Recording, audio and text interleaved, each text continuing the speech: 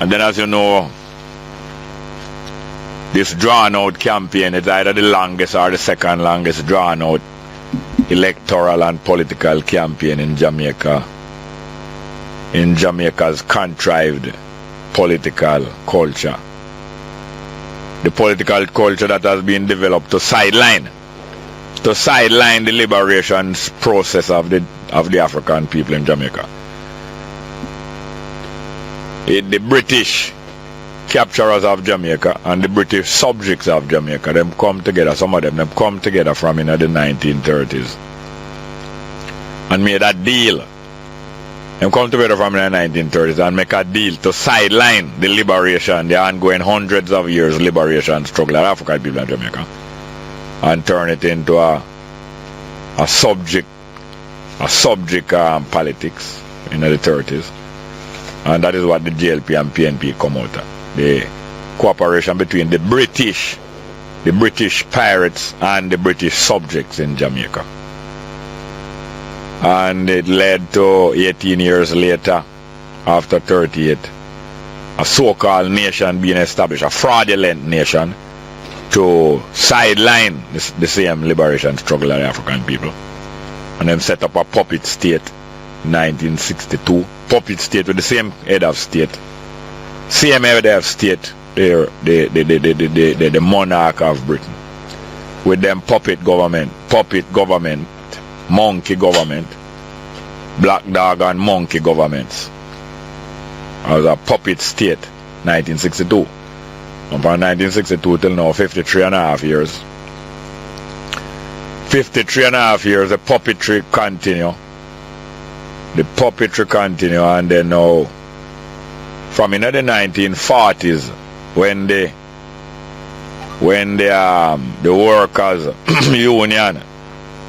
workers union, which was another one of the fraud to sideline the workers them in Jamaica, the workers liberation struggle, not no workers liberation movement, of Trevor Monroe and the leftists in the 70s. Not about no worker liberation movement. They take up those names to capitalize on the workers liberation movement.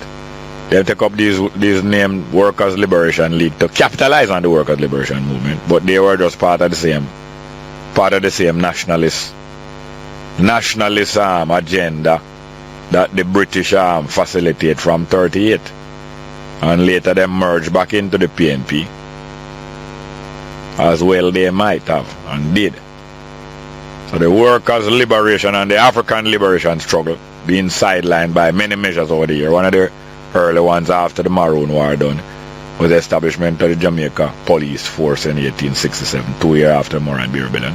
Another one was the extension of voting rights to anyone over 21 in Jamaica, and the facilitation of the nationalist movement that Britain authorized to sideline the African liberation movement. And the next one was another one was the 1962 puppet government and constitution, and so on. But from in the 40s, when the workers union was pulled out of the PNP by Bustamante and them create another party, from that time the political war with gun begin.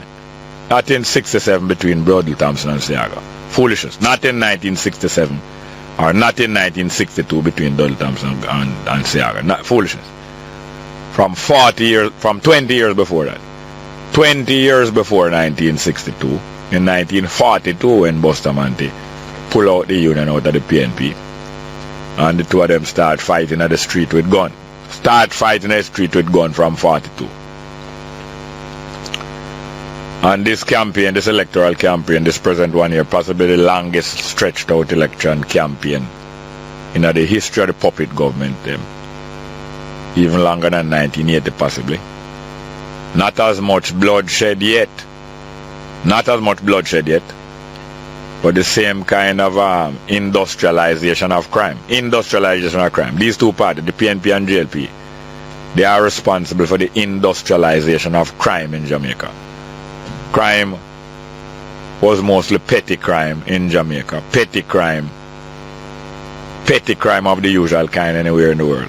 But from 1942 right down to the present, the PNP and the JLP turn it into industry, an industry producing political power. Industry producing political power. Jamaica is not the only place in the world that's taking place. So although not as many people seem possibly to be killed as in 1980, nearly 900 in an electoral campaign and an electoral year, not likely that it would exceed that in the 3 weeks, in the 17 days remaining. It's not likely that the 900, the 800 and whole heap will be equaled or exceeded. But it might take place after, because you know, say after election is just as tense, and in many countries it is seen that after an election, that is when the real civil war break back out. We don't hope for it at all. But I'm telling you, not because it is hardly likely that 800 people are going to be killed in the next 17 days. It's after the next 17 days more possibility exists, especially when these two political industrial giant, JLP and PNP, resume them seat them in a so-called parliament. Their seats have been suspended in the parliament since I think last week Friday. No one have no seat in the parliament now. I hope you know that. None of the parliament is now abandoned. The so-called parliament, the so-called Westminster style parliament of Jamaica, model after the mumma of all parliament, according to them both. Westminster in the British parliament is the mumma of all parliaments. Even the mumma of the American parliament, Congress and Senate. And this one came to be the offspring of that mumma of all parliament. It has been disbanded. There's no member of parliament exists now. The prime minister and our minister, them continue to hold office and pretend to be running the country's affairs. Not running the country's affairs, running their own affairs. And taxing the people of Jamaica on behalf of the British and the rich. On behalf of the British and the rich.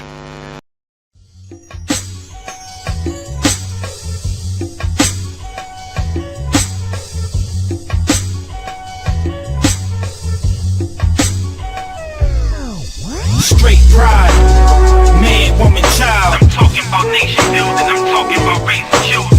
Straight pride, man, woman, child. I'm talking about nation building, I'm talking about raising children. Straight pride, man, woman, child, yeah, straight pride. Man, woman, child, yeah, straight pride. Man, woman, child. I'm talking about nation building, I'm talking about raising children. Family, the backbone of the nation, along with spirituality, culture, and education. The Negro president supporting abomination. Get it? Abomination, this is an abrasion. The black family needs saving. Mental enslavement got you sexing like cavemen. Sisters that they gay friend, closer to playpen. Now you wonder why Jason is messing with gay men. To make our population double, gotta build some healthy couples. Black man and woman, bond strong as healthy muscles. Brothers find a hustle, love your woman, let her trust you. Some of y'all on the down low and feminine like Russell Simmons. Whether you pitching or you catching, use a faggot. I ain't talking ERAs, homers are batting average. Y'all sodomites, pedophiles, fudge packers, lesbos, butchers and dykes and bull daggers. Straight pride, man, woman, child. I'm talking about nation building, I'm talking about raising children. Straight pride, man, woman, child. I'm talking about nation building, I'm talking about raising children. Straight pride, man, woman, child, yeah, straight pride. Man, woman, child, yeah, straight pride.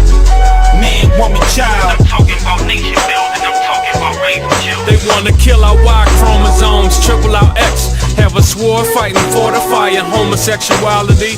2 moms, 2 dads, I don't care what Heifer has. Kids, skip that paragraph, do some extra credit math. Not the lampoon, but in the bathroom, Senator Mary Craig. How's everyone doing today? I can't quite hear you. How is everyone doing today? Alright. I'm Brother Conrad. I'm the leader of the DC chapter of the Straight Black Pride movement.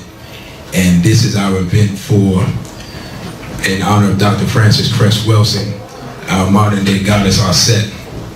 And we want to welcome you out and thank you for coming to our event. Once again, it is an honor to be amongst black people who are the original people and thus are the greatest people on the planet. All right. Just want to make sure. make sure the mic is working. I don't know. Energy's kind of low. Are we glad to be in? Yes, sir. Yes, sir. I mean, I know it's kind of cold. You know, wintertime has extended into March. You know, I know people would like it to be warm and you be able to wash your car and cruise around and listen to some music. But I'm glad you're here to join us in this honoring this great ancestor. She's really one of the greatest minds that we produced in the last 100 years. And the only thing I regret is that we don't always get the opportunity to honor people while they're here. That's right. And I have a personal regret with that because as we began the Straight Black Pride movement and we started to organize in DC, I had planned to personally go and speak to Dr. Welsing in January. I believe the lecture was scheduled for the 12th. And then of course I heard that she had fallen ill, I believe the 2nd. And so I never got the opportunity to personally speak to her and get her blessing for what we were doing. But I greatly believe that she would be, that she's with us, that she believes in our cause and in our movement. And to be perfectly honest, she laid the intellectual foundation for the principles of Straight Black Pride. And if anyone's really familiar with her work and familiar with her book, The ISIS Papers, she spoke about some of the issues that we're talking about now back in 1971.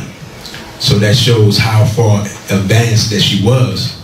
And when really very few people were connecting racism, white supremacy with feminization, homosexuality, she was writing about it in the early 70s. So we should give her a black hand for warning us about what was coming.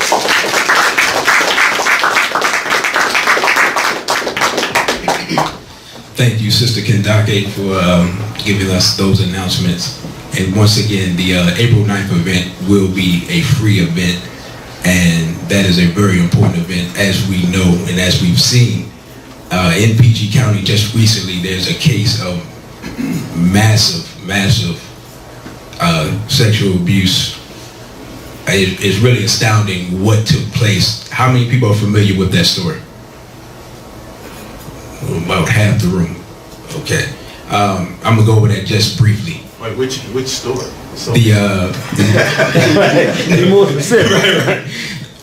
The sexual abuse case that took place inside the school in Glen Arden. After prosecutors say he made videos of children having sex with him and each other, a volunteer aide at a suburban Maryland elementary school is facing federal child pornography charges. 22-year-old Deontay Caraway faces life in prison if convicted of the 8 federal charges. Police believe that during the school day at an elementary school in Glen Arden, Maryland, and at an aquatic center, Caraway videotaped sexual acts between minors and sexually abused some of the victims. The victims range in age from 9 to 13. The school's principal has been placed on leave. According to the lawsuits, she didn't follow up on complaints about Caraway. In addition, after she was shown one of the tapes, she didn't go directly to police.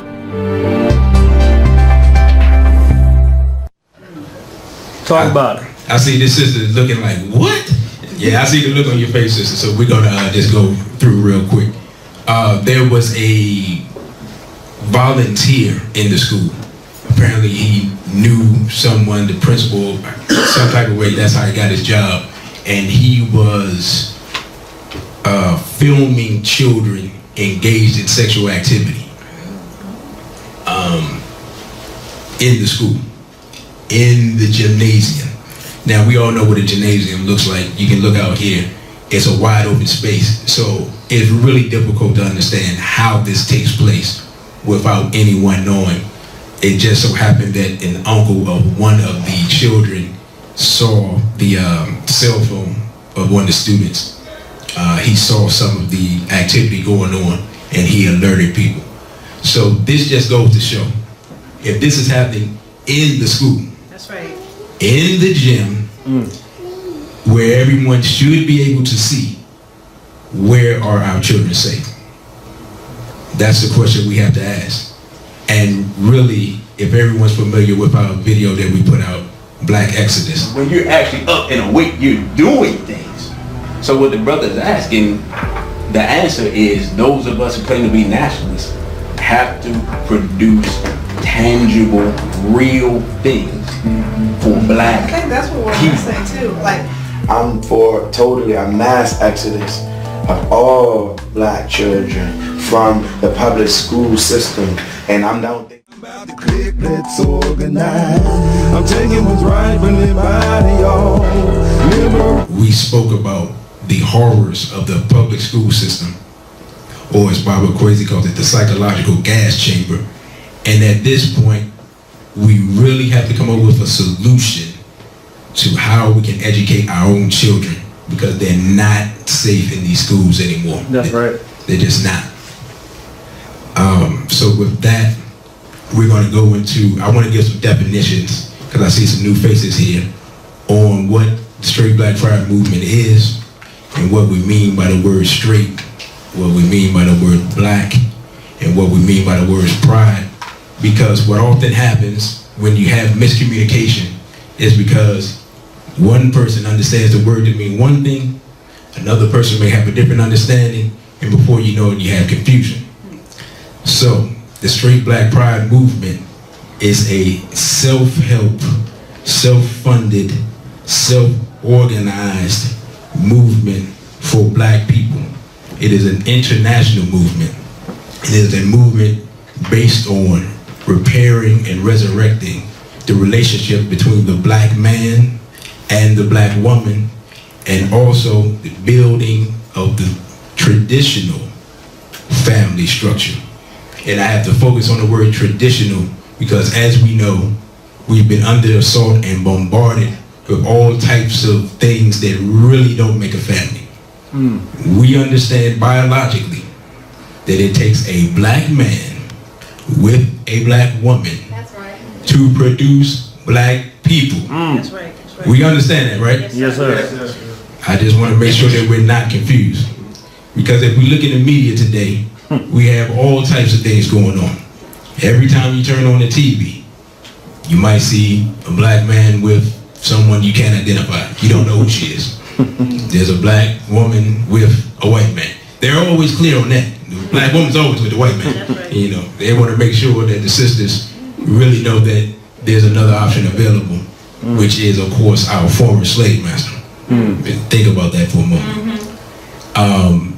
So when we say, when we look at the media, we see that there's really a target and attack on black family. You almost never see black families.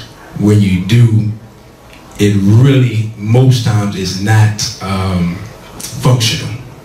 Now, I don't look at a lot of television, I'm not gonna lie. It got to the point where I couldn't look at it, I was disgusted, I really didn't want to be bothered. But what's taking place is, I realized that I had to look at it at least a little bit so I could understand what was going on. Yes, sir. Because I started seeing really young sisters, you know, wearing all this weave all the way down their back, wearing really a lot of makeup. Like, I've never seen black women wear this much makeup in my life. So I didn't know what was going on. And I'm talking about, these are young sisters. So one day I was turning channels and like Love and Hip Hop or whatever that is, that was on. And I noticed that all of the women look like this. And then I realized, okay, this is where it comes from. The stuff that's on television now, the prancing elites, which is, how many people have heard of that? Yeah, because if anybody raised their hand and said, yeah, I looked at it. Yeah, I don't even want to talk about that. Yeah, it's horrible. There's another show, I'm not sure the name of the show, where they have these dance troupes of really very young sisters in these dance competitions. I don't know if anybody knows what the name of the show is. It's really, really bad for our people. These young ladies are probably between, I'll say, 12 and maybe 16 years old. The types of dances they're doing, the types of clothes they're wearing is really unbelievable. And what I realize is that this TV show these things aren't just happening for this TV show. This is a national thing. It's a big thing. It's going around the country. And of course, some of the teachers or coaches or whatever they call themselves are, of course, really, really, really homosexual males, I guess the word Mike can use. I mean, I can't describe it. You have to see it. These are the types of things that when you're at work, if you have cable, this is what your children are looking at. And every day they're being bombarded with this type of activity. And our Queen Mother, Dr. Frances Cress Welsing, I saw a clip of her years ago, and she was talking about psychological warfare. And she said that after black people started talking about black is beautiful and black pride and black self-respect and things like that, that the choice was made to attack African people, black people in America, psychologically, so that we would lose our self-esteem and lose our self-respect, because she taught us that self-respect is the foundation of justice. Now, the first time I heard that statement, I didn't understand. It didn't make sense. I didn't see the correlation. But what I realized is that if you don't have self-respect, you won't do anything to better yourself. That's right. And if you won't do anything to better yourself, whether as an individual or as a collective, nothing will get done. What we don't realize is that even people who we may not agree with politically, there's a certain amount of self-respect it took to say, I'm not getting on this bus. I'm going to walk to work. That's right. And then it took a collective self-respect for people to come together and like, well, since none of us are getting on this bus, let's organize a carpool. Let's pool our money. Let's pool our resources. Let's organize ourselves so we won't take this bus, but we will get to work. We will pay our bills. We will feed our children. And that this will not stop us from doing what we need to do. It takes a certain amount of self-respect. And then, of course, we know the history. They acquiesced and they allowed people to ride the bus. But it took self-respect for that minute bit of justice to take place. Dr. Wilson also teaches that courage is the first cousin of self-respect. Once again, I had to think about it. It wasn't readily apparent. But once I thought about it, I think about it like this. We were all children at one time. We all went to school. We all went to school with a bully. Some of us may have been the bully. Do not raise your hand. At some point, in order to get the bully off your back, there's a certain amount of self-respect that has to kick in. That's right. And that makes courage. And at that point, you don't worry about whether or not you're going to win or lose. As I heard a brother say, you just tear the bully's kneecaps up. And what generally happens, because I've seen it, done it, is that the bully looks for someone else. Easier victim. He's looking for an easier victim. He's not looking for a fight. And when we think about racism and white supremacy, that's how we have to think about it. Right now, we're an easy prey for the bully.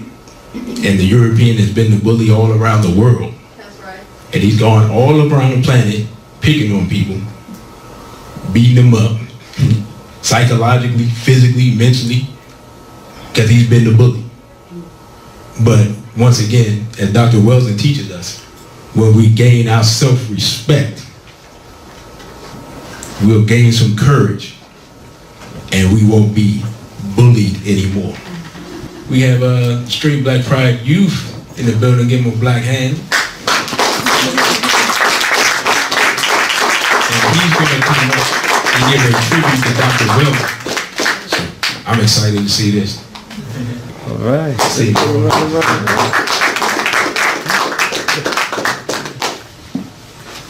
So tonight we give honor to our ancestor, Dr. Frances Cress Welsing, who was a psychiatrist and an author, and she continues to plant seeds in the mind of our African youth. She has done extensive studies on, but not limited to, genetics, white genetic recessiveness, African origins of all people, and the human mind. Her most famous book, The ISIS Papers, is stored with undeniable facts of the tools white people have used to oppress us, which include feminization, homosexuality, and interracial dating and marriage. In addition, it describes the African origins of civilization by highlighting Egyptian and other Africans' pioneering achievements in architecture, science, philosophy, Afrocentric interpretations of history, subvert traditional Eurocentric fabrications. That's right. That's right. All right, talk to us. She taught us that there is not a problem in the black community that doesn't stem from white supremacy, and that white people fear black males will have intercourse with the white woman and cause white genetic annihilation. Therefore, putting constant pressure on the black male and removing their genitals helps them feel safer. Right. And removing the father from the black family without the mother understanding white supremacy is one of their main goals. This is because without the knowledge of white supremacy, the mother usually tends to have a lot of anger to the father, but without them there, the anger transfers to their male children. And this makes them very uncomfortable with who they are, and they try to please the mother by becoming more like them. And that in turn alienates him from himself. Teach. A few of the other things that she talked about was drug abuse, which she said that does not happen due to people enjoying the drugs, but because there has been prior dependency deprivation, because their parents have been victims of white supremacy. The mass number of males that are going to jail are actually looking for fathers because there's no place in their community where males are showing power and force other than in jail. That's right. That's right. And another thing, that when parents don't give children the amount of emotional attention they need, they start looking for other ways to get it, and premarital sex occurs.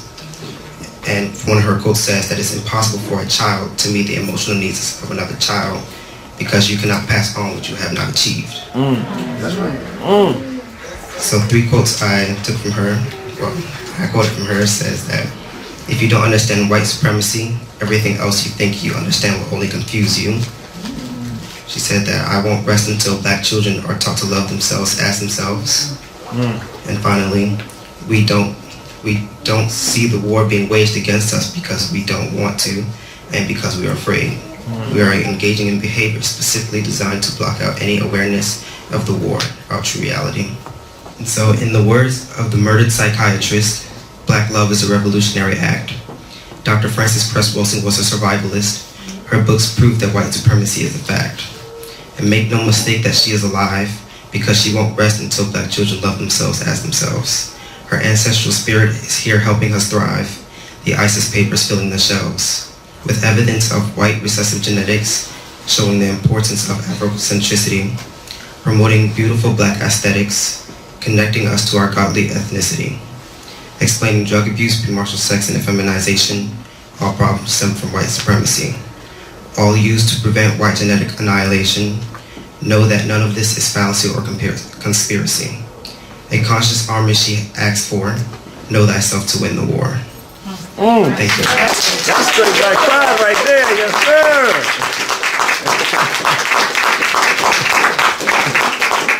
That was outstanding. Give a brother another round of applause. And I see right now that the Straight Black Pride movement, the future is bright. Because basically I see I have a replacement already in the pipeline. We're getting ready, that's right, that's right. Get them young. So that just goes to show, and we need to congratulate the parents. That's right. That's right. Let's do that.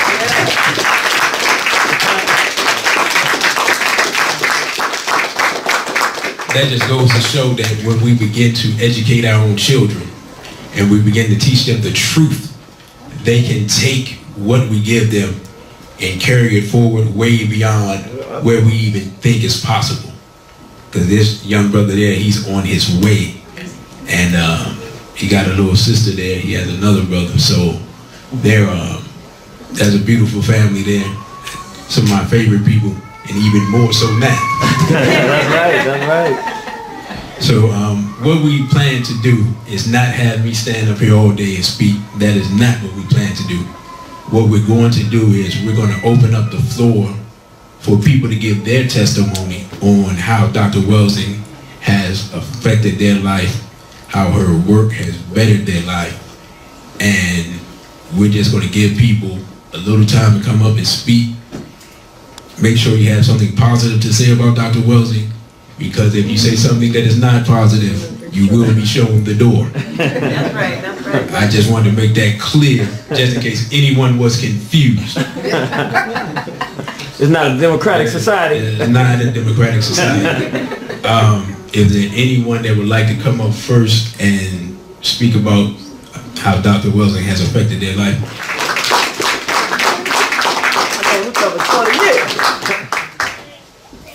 All right, we got a brother coming up. What's your name, brother? Brother Shoot. Brother Shoot. All right, Brother Shoop is going to come up and he's going to tell us how Dr. Welsing has affected him and affected his life. And I'm going to hand the mic over and have a seat. Just want to say, when I met her, Frances Cress Welsing, for the first time was at Howard University, beating the pavement when they were beating Black Pride and Black Power out of the university. Yes, sir. We started calling it Howard University. Mm-hmm. And most students did not realize that the name Howard is a white general. Mm. And they call it HBCU. But just reading her book actually gave me more insight on things that I kind of saw going on in the community. So it just reinforced it. And also, it's also a great book to give to people who are not as conscious as you are. You know, so it's easy reading. I mean, it makes you, it's not going to let you put it down. You're going to try to read it all the way through. But just meeting her, and I ran into her again in Baltimore when the brothers in Baltimore were doing a lecture, and she still was positive, and she recognized me from the lecture. Used to hang out with Brother Malik Zulu Shabazz when we used to pound Howard University. Even though I wasn't a student, I was up on campus trying to make things happen for the community. Yes, sir. So I stand as a witness to her greatness by achieving and following some of the guidelines that she provided for me, even when I was in my late 20s. I would say late 20s. So every time I get a book, I make the mistake of lending it to somebody. Baby. I think I purchased 5 books. That's right. We ain't getting that back. And, you know, autographed books on top of that, you know, so, and then you never see the person again, but you be like, okay, you know, if you're going to take that, I'd rather for you to take that, you know, yes, no problem. But that's pretty much all I can say. She's in my rituals when it comes to affirmations and just acknowledgement of my ancestors. Big ashe to Frances Cress Welsing. Ashe.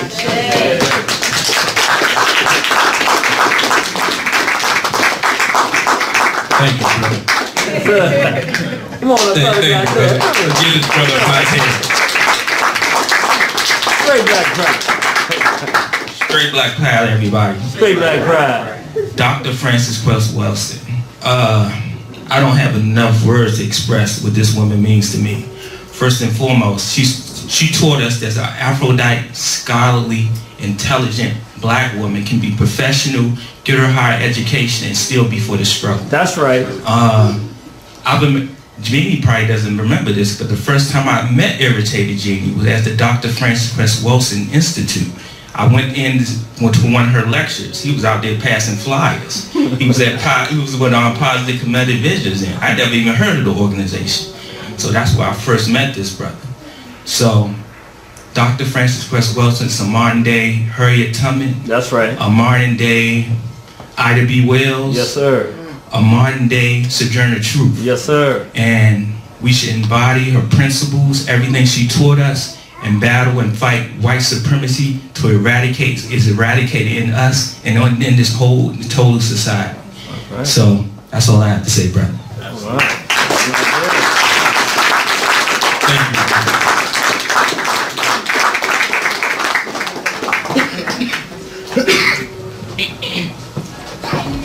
I have to agree with you. There is not too many words anyone can say at this point. We know that it was a genocide and a murder, and that's one thing that we need to uplift and challenge, because she was challenging that, especially the Zionist attack that was done against her and her property, and it still goes on.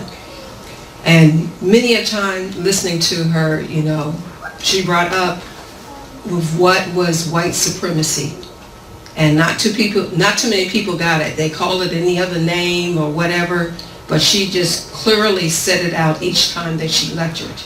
And pretty much right here with the War on the Horizon, Straight Black Pride, is where you see the work that continues of exposing that white supremacy. That's right. So we have to remember her words, and that is what, you know, when we learn from an ancestor, they're not gone, they still continue. They, as you said earlier, they live on, and they live on through us and what we do each day.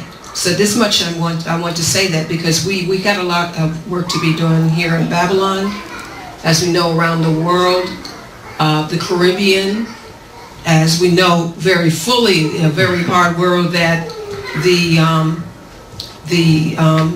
homophobic world, I shouldn't say homophobia that is taking place around the world is countering an attack on those that are in the straight black pride of lifestyle. I know that as a Rastafarian, of, you know, the attacks that have been taking place, such as to Buju Banton, many of people that have conscious reggae speaking artists that they attacked on. And so we quite clearly know, we see that as far as with our leader, with their irritated genie, about the attack that happened, you know, and it's going in, you know, with Canada, it's going everywhere. So we've got a lot of work to be done. And yes, we uplift and acknowledge her today, but still a lot more to make sure that for our youth, our children that are here, it passes on to them so that when they get an adult, they can fight as what we have to do now. Thank you.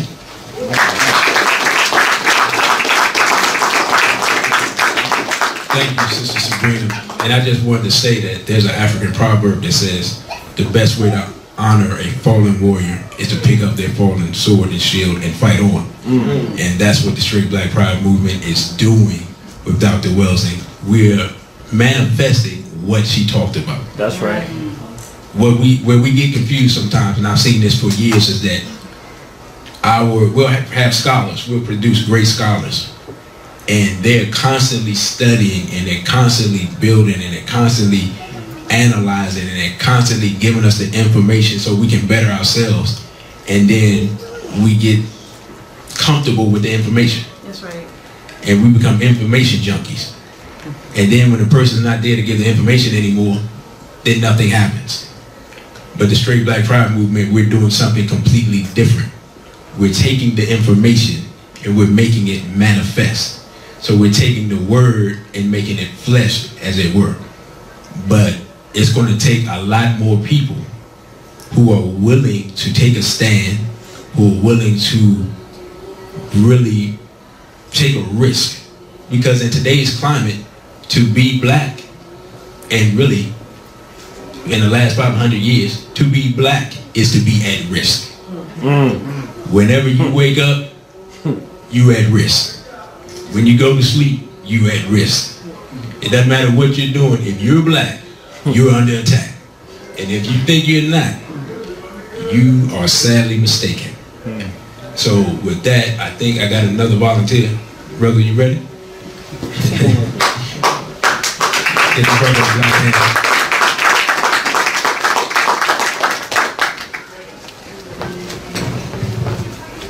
Appreciate it.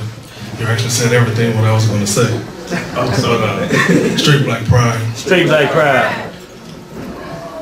Straight Black Pride is, as Brother Conrad said, Dr. Frances Cress Welsing's plan in action. Everything that she talks about seems to be the foundation of Straight Black Pride. I've never met her, but I have watched a million videos on her on YouTube, and I purchased her book not too long ago and diving into it. And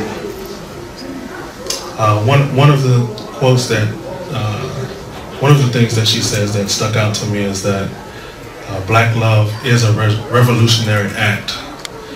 And that translates to me as black love meaning love for self, love for my brother, love for my sister, love for one another.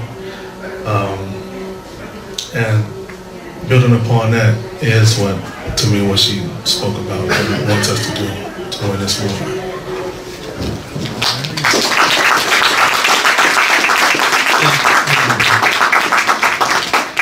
And he mentioned black love. And what we have to understand is that love is an action word. It's a word where you're doing something. So a lot of times, and I know sisters know all about this, a lot of times brothers are throwing a love word out, but they're not really doing anything. The sister in the front, she's like, that's right. We don't want to be those people. And Straight Black Pride, we're not those people. When we say that we love black people, this is why we have events like this for free. It's not, now understand, the room is not free. They did not just invite us in and say, oh man, that's a great message. Yeah, sure, have it. Doesn't work that way. People had to sacrifice to make this happen. When this brother goes around the country, he has to sacrifice. The reality of the situation is our brother is the most hated black man in America. But that's an honor. Because when you're the most hated by an enemy, what that means is you're the most effective. That's what it means. And we don't look at it that way. So is there anyone else that would like to give their testimony?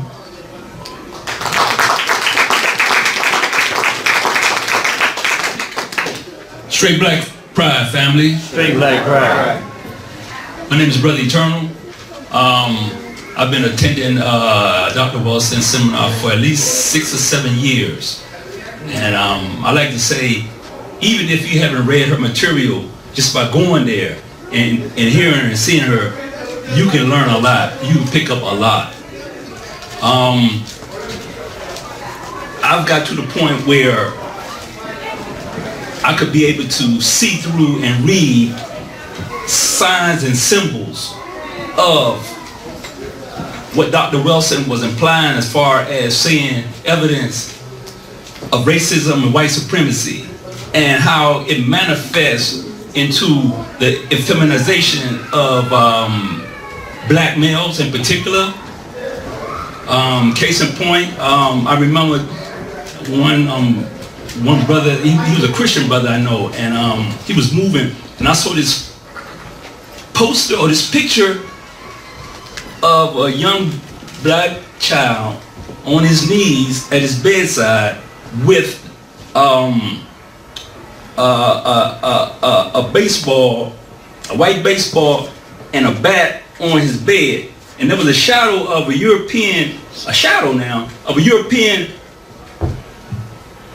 of Savior or Jesus, and I studied the picture and I said, oh wow, this is obvious that what these people are pushing, this Christianity, they're really like subliminally seducing our folks into becoming effeminized.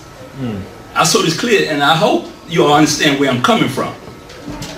And I've seen other evidence of things here in DC. You know, I'm born and raised here in DC, and I've seen evidence of, you know, like white males adopting black children. I've seen it all. You know, but I like to say that there are several organizations or groups that sprung out of the teachings of Dr. Wilson that's out here now, and I even set up an altar for Dr. Wilson in my home.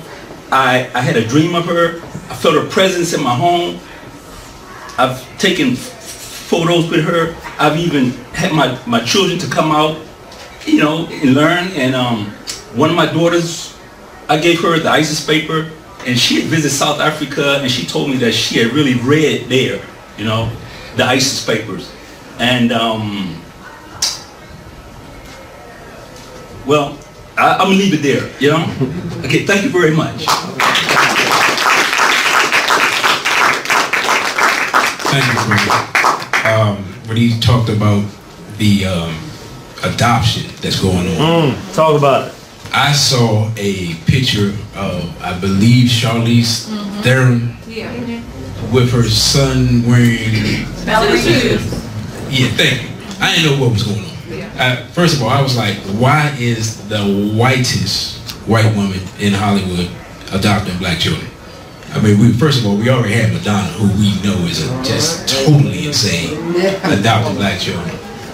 And now we have, I mean, apparently this is a thing in Hollywood, and because I wasn't paying attention, because I'm not really paying attention to what's going on, I didn't know that this was a trend where white people just randomly start adopting black children. And I'm going to tell you what's going to take place when they do that. These children that they adopt will be our future misleaders 25, 30 years from now. Right. So when someone comes out of nowhere and he's the new Al Sharpton and the new Jesse Jackson, and you're not going to find out their history until that person is entrenched in leading our people astray. And then they're going to say that's progress. We're like, well, you know, I was adopted by so-and-so and it was such a great experience, and that helped me to reach the level of consciousness that I currently have. And sad to say, the majority of black people will be like, oh wow, that's so wonderful, so forth, so on, blah, blah, blah, blah, blah. And we will continue down the rabbit hole of racism and white supremacy. So I'm giving you that preview now. You can tell your children to watch out for those people. Because as we have seen with people like Will and Jada Smith, we see what happens when people basically do psychological experiments on their children. Now, I'm not sure. Does everybody know about, what's his name, Jaden Smith and his becoming a spokesperson for a woman's clothing line? Model. The model for the women's clothing line. Think about what I just said. Their son is the fashion model for a woman's clothing line. Now, I'm gonna ask the sisters because I don't know. How many sisters plan on buying any of those clothes?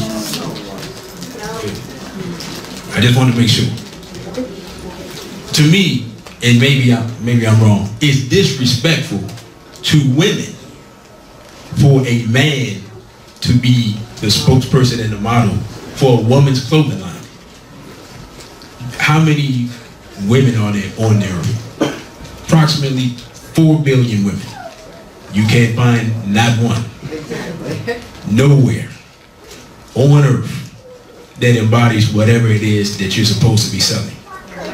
I mean, at some point we have to stop falling for the flim-flams and the okey-dokes and stop believing what they tell us, because what they're doing is they're not targeting grown people.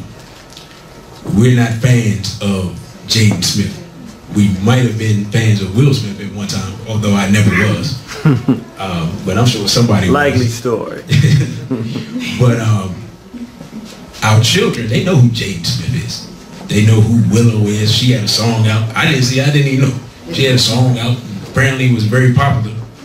They're doing these things for the young people to bring them into this this death style, as we say, where they're disgendering people. They're telling the boys to be girls, telling girls to be boys. And the reality of the situation is very simple. Once again, it takes a black man and a black woman to produce black people. Any way that you can convince black men to not want to be with black women and black women to not want to be with black men is genocide. That's right. And if you do not believe me, Dr. Frances Cress Welsing speaks about that in the ISIS papers on page 91. Tell them where they can find it. So I don't want y'all to be like, oh man, he said genocide. Man, I don't know that dude. He ain't nobody. You ain't gotta take it from me. Dr. Welsing already spoke about it decades ago. Is there anyone else that would like to give their testimony? You say get the brother. Brother, you want to come up? Thank you, sir. So, how y'all doing? Straight Black Pride, brother. Straight Black Pride. Actually, my history goes back with Dr. Wilson probably before I was even born. My grandfather debated Dr. Cress Wilson. Then my father saw her on Donahue, when she did the Donahue, ran to D.C. to meet Cress Wilson. That's when she found out about the debate with my grandfather. And then maybe about 5 years ago, so obviously I was brought up, a certain way. I went to my father's house and I said, let me get that ISIS papers, because I hadn't read it before. He said, oh, you want that one, huh? I said, yeah, because he has a big book collection. I said, yeah, I want that. He said, okay. So I took it. He said, tell me what you think about it. So I read it, changed my life. I looked at sports different, I was really into sports. The first thing it did was change how I look at sports. Looked at everything different. So then about maybe 3 years ago, I said, you know what, she's in DC, I know I can find her. Because I didn't really know, I was on Facebook, but I didn't know all that was on Facebook. So I said, oh, she teaches at Howard once a month. So I'm like, okay, I'll go to Howard anyway. So I met her, and then I just been, coming around her. I seen her here at Dr. Ben's. I probably seen her about maybe 12 times. And every time I saw her, it was like meeting a celebrity, but she always took the time to talk to me. Every time I wanted to talk to her about something, she would always talk to me at the end of any lecture or any event she had and give me her insight, and it was always good to get it straight from the source, you know what I'm saying? And the reason she said, to pass the mic to me, because I just gave her the ISIS papers last year. And I was trying to get her to come out, when she started back teaching classes, but we didn't get a chance, obviously. But yeah, she changed her life too. It's one of the first books I let her hold. Good job, brother. Good job. Beautiful. That's wonderful, brother. And that's amazing that you have that type of multi-generational history. And by the way, you said your grandfather? Yeah, so he was on the, he was a bit of an integrationalist. He was on the other side. He was on the other, I could talk forever about it. If you want to come on, tell the story. Come on, Tell the story. We want to hear it, bro. Take your time. Take your time, bro. We want to hear that. It's not a long story. But, my grandfather, he was in the military. Of course, that kind of messes with people's minds when it comes to how they feel about the country and things like that. So, he was still into the... I'm curious to know what he debated her on. Right, I'm going good there. Oh, okay. So, it was about integration, though. He felt that, we should integrate with our enemies, and she kind of felt, of course, that we should not integrate with our enemies. They debated in Baltimore. He was still a community leader, and my grandmother as well. But he just had, certain ideologies that we all have to work through. So he was on the other side of it, where my father, by that time, he was on the good side of it. So I think I was closer to him than my grandmother.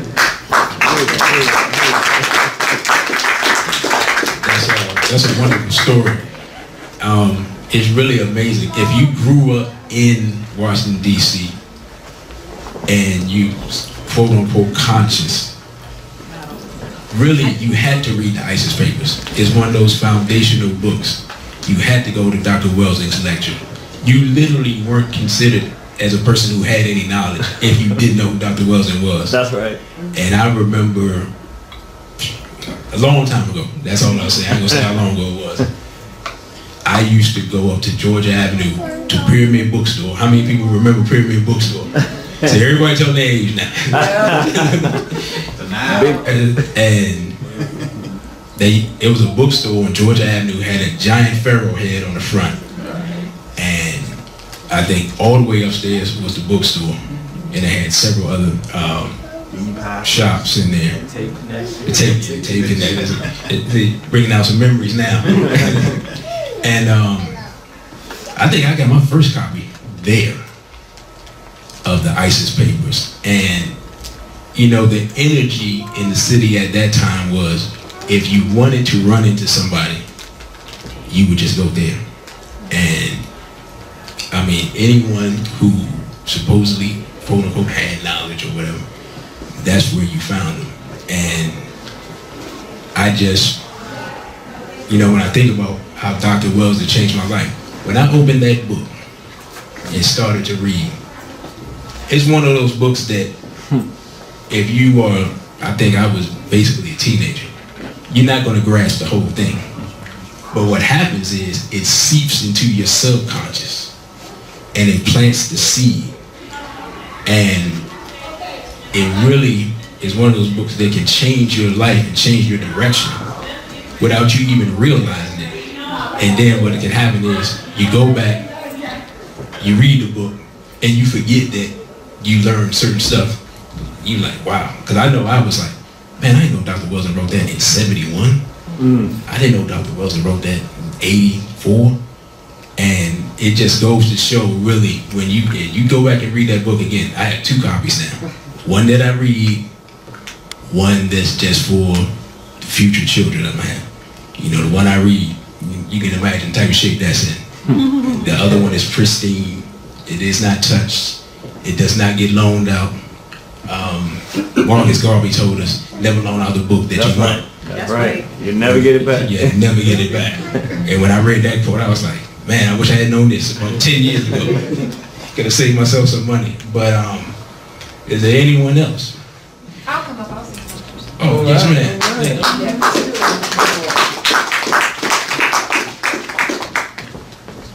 Okay. So I really wouldn't consider myself conscious. I'm actually just kind of, I guess, trying to be that way or trying to go that way. But I'm a YouTuber, so that's how I found her. And I watched the Donahue show and a couple other shows that she did, but I was actually looking at Irritated Genie last week, and that's how I found to come today. So I'm happy that I did, and I'm glad to be here. Which video you were watching? I think you were in a debate with someone or something, talking about something. I can't remember. But so many I watch of yours, and Professor Griff, of course, too. But between the two, I'm always kind of looking to see what you guys are talking about. So that's all. I'm here, and I'm happy to be here. Thank you. Thank you, sister. And, you know, thank you for beginning your journey. That's right. And the brother has a DVD called I'm Conscious Now, but in the back, I suggest that you pick that up. It's a very good DVD for people who are just coming into knowledge and just will help to guide you towards information that is solid and that's credible and keep you from wasting a lot of time on information that is not very useful. We believe in having useful, practical information. You know, there's a lot of people saying a lot of things, some of which is relevant, some of which is not. I'm not going to get into all that. I'm just saying that we believe what we have is relevant and practical. You guess you say something? All right. Thank you, brother. Give him a black hand. Say Black Brad. I came across the ISIS papers about 3 years ago. I'm here and there in DC, and it seemed like I kept running into people that kind of shared the same ideology as I did. I thought my Facebook was being tapped for a little bit, but I came across the ISIS papers about 3 years ago. I purchased it from Sankofa, and I've basically read the whole book. It's more of a reference book now. I call it the Bible. It's really the Black Bible, because as I read the ISIS paper, things started to make sense to me. And then, I wish I had it with me right now, but it's kind of beat up now with highlight marks. It basically looks like a Bible now, but I've learned a lot of things from this goddess. That's what she is. She's like, dare I say Jesus, but she's our goddess. And then I've picked up a lot, look at things differently, and certain things on television I don't watch on TV, because it's like a subconscious thing. Your subconscious can become conditioned, and she's mentioned a lot of these things in the book. And You know, I never met her. I've actually missed the opportunity to meet her a couple times. I felt bad about it, but I'm glad to be here and see Brother Genie here and you here. I came a little late. I ended up in the gymnasium, you know, walk right by. But yeah, you know, I'm glad to be here today. That's all. Thank you, brother. And when the brother talks about he had the opportunity to meet the elder and then he missed it, I'm gonna be perfectly honest. We're running out of credible elders. Say that again. We are running out of credible elders. There's a difference between an elder and an older. Some people just getting old. What they're talking about is not relevant. It doesn't make sense, and we can't use it to produce anything in this day and time. And that, I'm not trying to be disrespectful. I'm just telling the truth. Because we got plenty of young people doing the same exact thing. But when it really, the thing about being here in DC is, I mean, we had a genius right here who you can have access to every month. Yes, sir. Free. Like clockwork. Free. For free. We don't really think about that. This is a person who could make a lot of money if she did something other than fought racism, white supremacy. You have to understand, there's no bonus check for fighting against racism. There's no, you're not going to get any financial backing from the Rockefeller Foundation for fighting against white supremacy. So one thing that we have to understand is that when people like that make that sacrifice, and when they take the opportunity to fight for us, we have to support them while they are here. That's right. I'm gonna say that again. Yes, apparently everybody don't agree. It's kind of quiet. When we have people who are fighting for us, we have to support them when they are here. While they're here.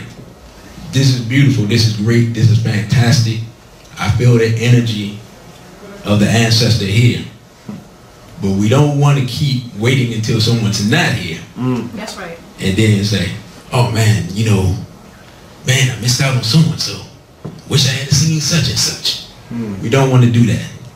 And another thing I'll tell you is, for those who have children, bring your children around those elders.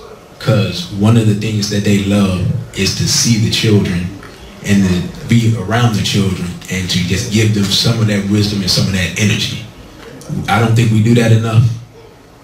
I think we're all guilty of it, but it's something that we have to get used to, that when we have elders, that we support them.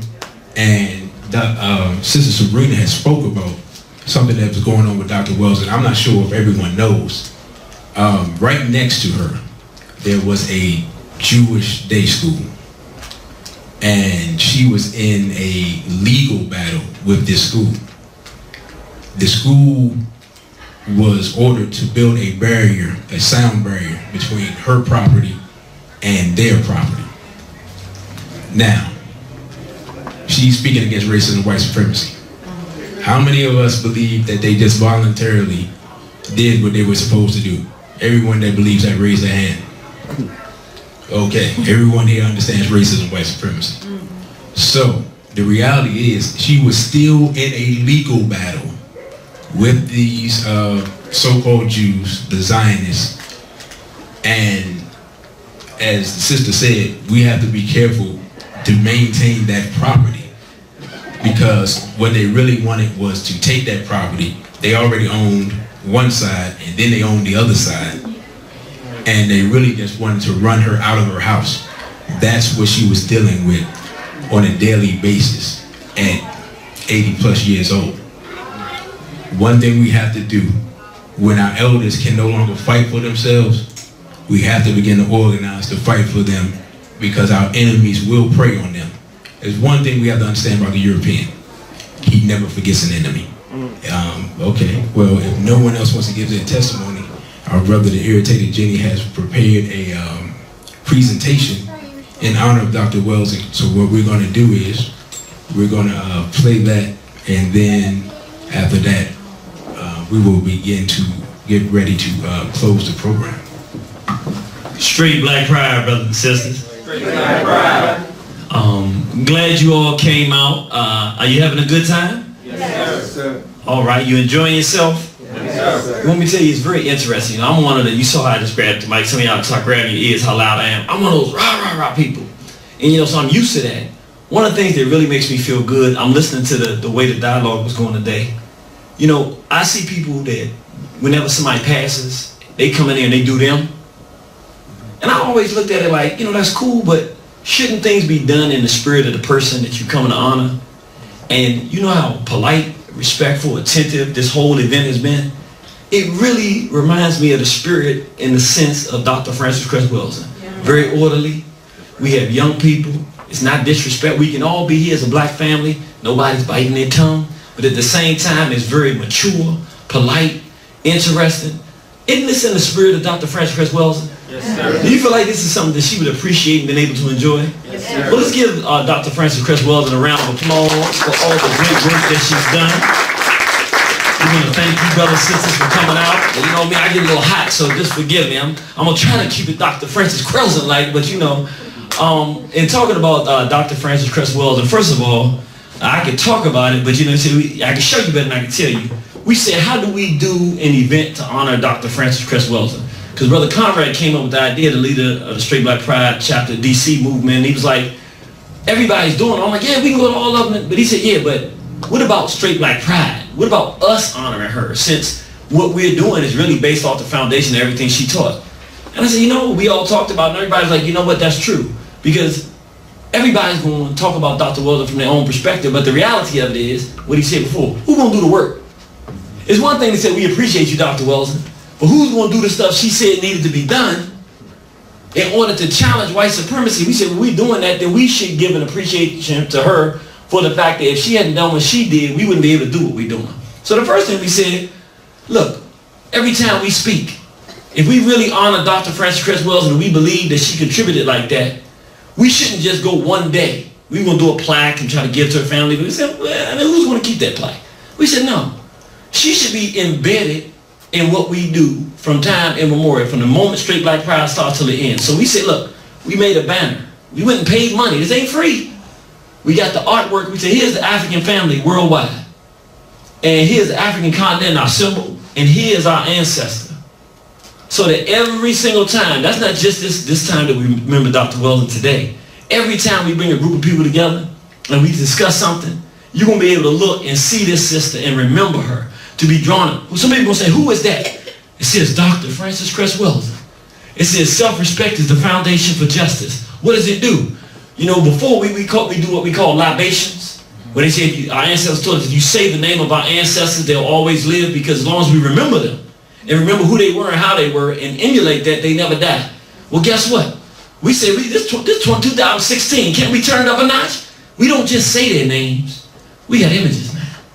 We embed their images and their statements that they told us and their names, so that anybody that sees their picture's worth 1,000 words. You can say it in one thing, but it's different to see it. So we put this together so that we continuously, not just today, but every time we get together, show honor and homage to Dr. Frances Cress Welsing. Let's give her another round of applause for being someone worth us remembering.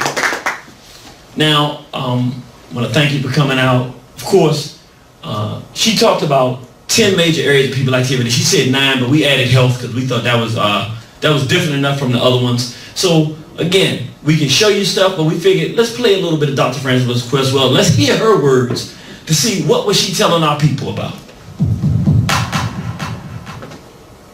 My definition of racism is as follows. Racism, white supremacy, is the local and global power system and dynamic, structured and maintained by persons who classify themselves as white, whether consciously or subconsciously determined, which consists of patterns of perception, logic, symbol formation, thought, speech, action, and emotional response, as conducted simultaneously in all areas of people activity, economics, education, entertainment, labor, law, politics, religion, sex, and war, for the ultimate purpose of white genetic survival and to prevent white genetic annihilation on planet Earth, a planet upon which the vast and overwhelming majority of people are classified as non-white, meaning black, brown, red, and yellow, by white-skinned people, and all of the non-white people are genetically dominant in terms of skin coloration compared to the genetic recessive white-skinned people. So that's my definition of racism, white supremacy. So that's Dr. Weldon telling us basically what she spent her life doing, trying to help black people understand the system that we live under so we can avoid being exterminated, because she felt like the whites feel like we're going to get rid of them. So in order to prevent that, they're trying to get rid of us. So the best thing to do is for us to understand the system so that we can make good moves and good decisions in this system. Now, in terms of my personal story with Dr. Frances Cress Welsing, my story goes back a long time. And I know I tell stories all the time, and people look at me and think I'm making stuff up. Well, now you can't think that, because my mama is in the house. Mama, would you please raise your hand so people can see? That's the actual mama. Now, this ain't like Memorex or no Photoshopping. Now, that's real mama there. I came from her. Now, let me tell you how I got introduced to Dr. Frances Cress Welsing. Now, my mother's a very intelligent woman. You know, that's one thing I have to say. I always appreciate it. I can talk to my mother because she's just extremely intelligent. I was a young boy. I was between 8 and 12. I don't remember, but I know I was very young. Between 8 and 12. Real young guy. Would I want to sit down on Saturday morning and watch something about an intellectual discussion? My mother was intelligent. Of course not. I want to watch Spider-Man. I want to watch the cartoons, X-Men, and all this kind of stuff. I mean, she told me this long after. So what my mother did was, see, she had the color TV was out in the living room. This is back in the day. Y'all don't remember this. Some of y'all don't know nothing about this, but I had a little black and white TV, and of course the antenna had broke, so I had a hanger inside of it, and if you put the hanger the right direction, you could actually get a little bit of service. If you didn't, then you couldn't see anything. How many people remember what I'm talking about? You had to have the antenna in there just right, and I was real good at it. I would put the antenna and turn it so that it hit the light, and it hit the little light switch, and if I held it right in the right place, sometimes I could really get some good reception. But anyway, I would have to go out to see the color TV on Saturday morning because I want to see the cartoons. So instead of trying to convince me to watch this program by a brother named Listerville Middleton, peace be upon him, who did a program called For the People, she knew I wouldn't watch this. So when I ran out there at 12 o'clock to go, or really 12 o'clock, to go see the cartoons, my mother was like, no, I'm watching this in here. So for the first couple of weeks, I was like, well, I want to watch cartoons. Now, she didn't tell me to watch it, because she knew if she told me to watch it, I was going to rebel. She just said, no, this is what I'm watching out here.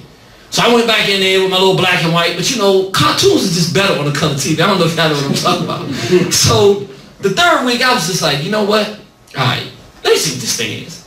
And I sat down, and it was Barbara Listerville Middleton. And he was interviewing, I don't remember who the first, I think it was Asa Hilliard, Dr. Asa Hilliard, peace be upon him.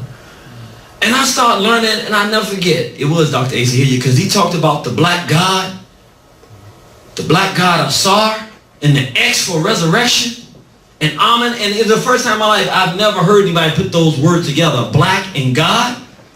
That God was black in ancient Kemet, that they called Egypt, and I'm sitting there, and like I said, I was about 8 years old, somewhere in that age rate. And I'm sitting there going, why have I never heard this?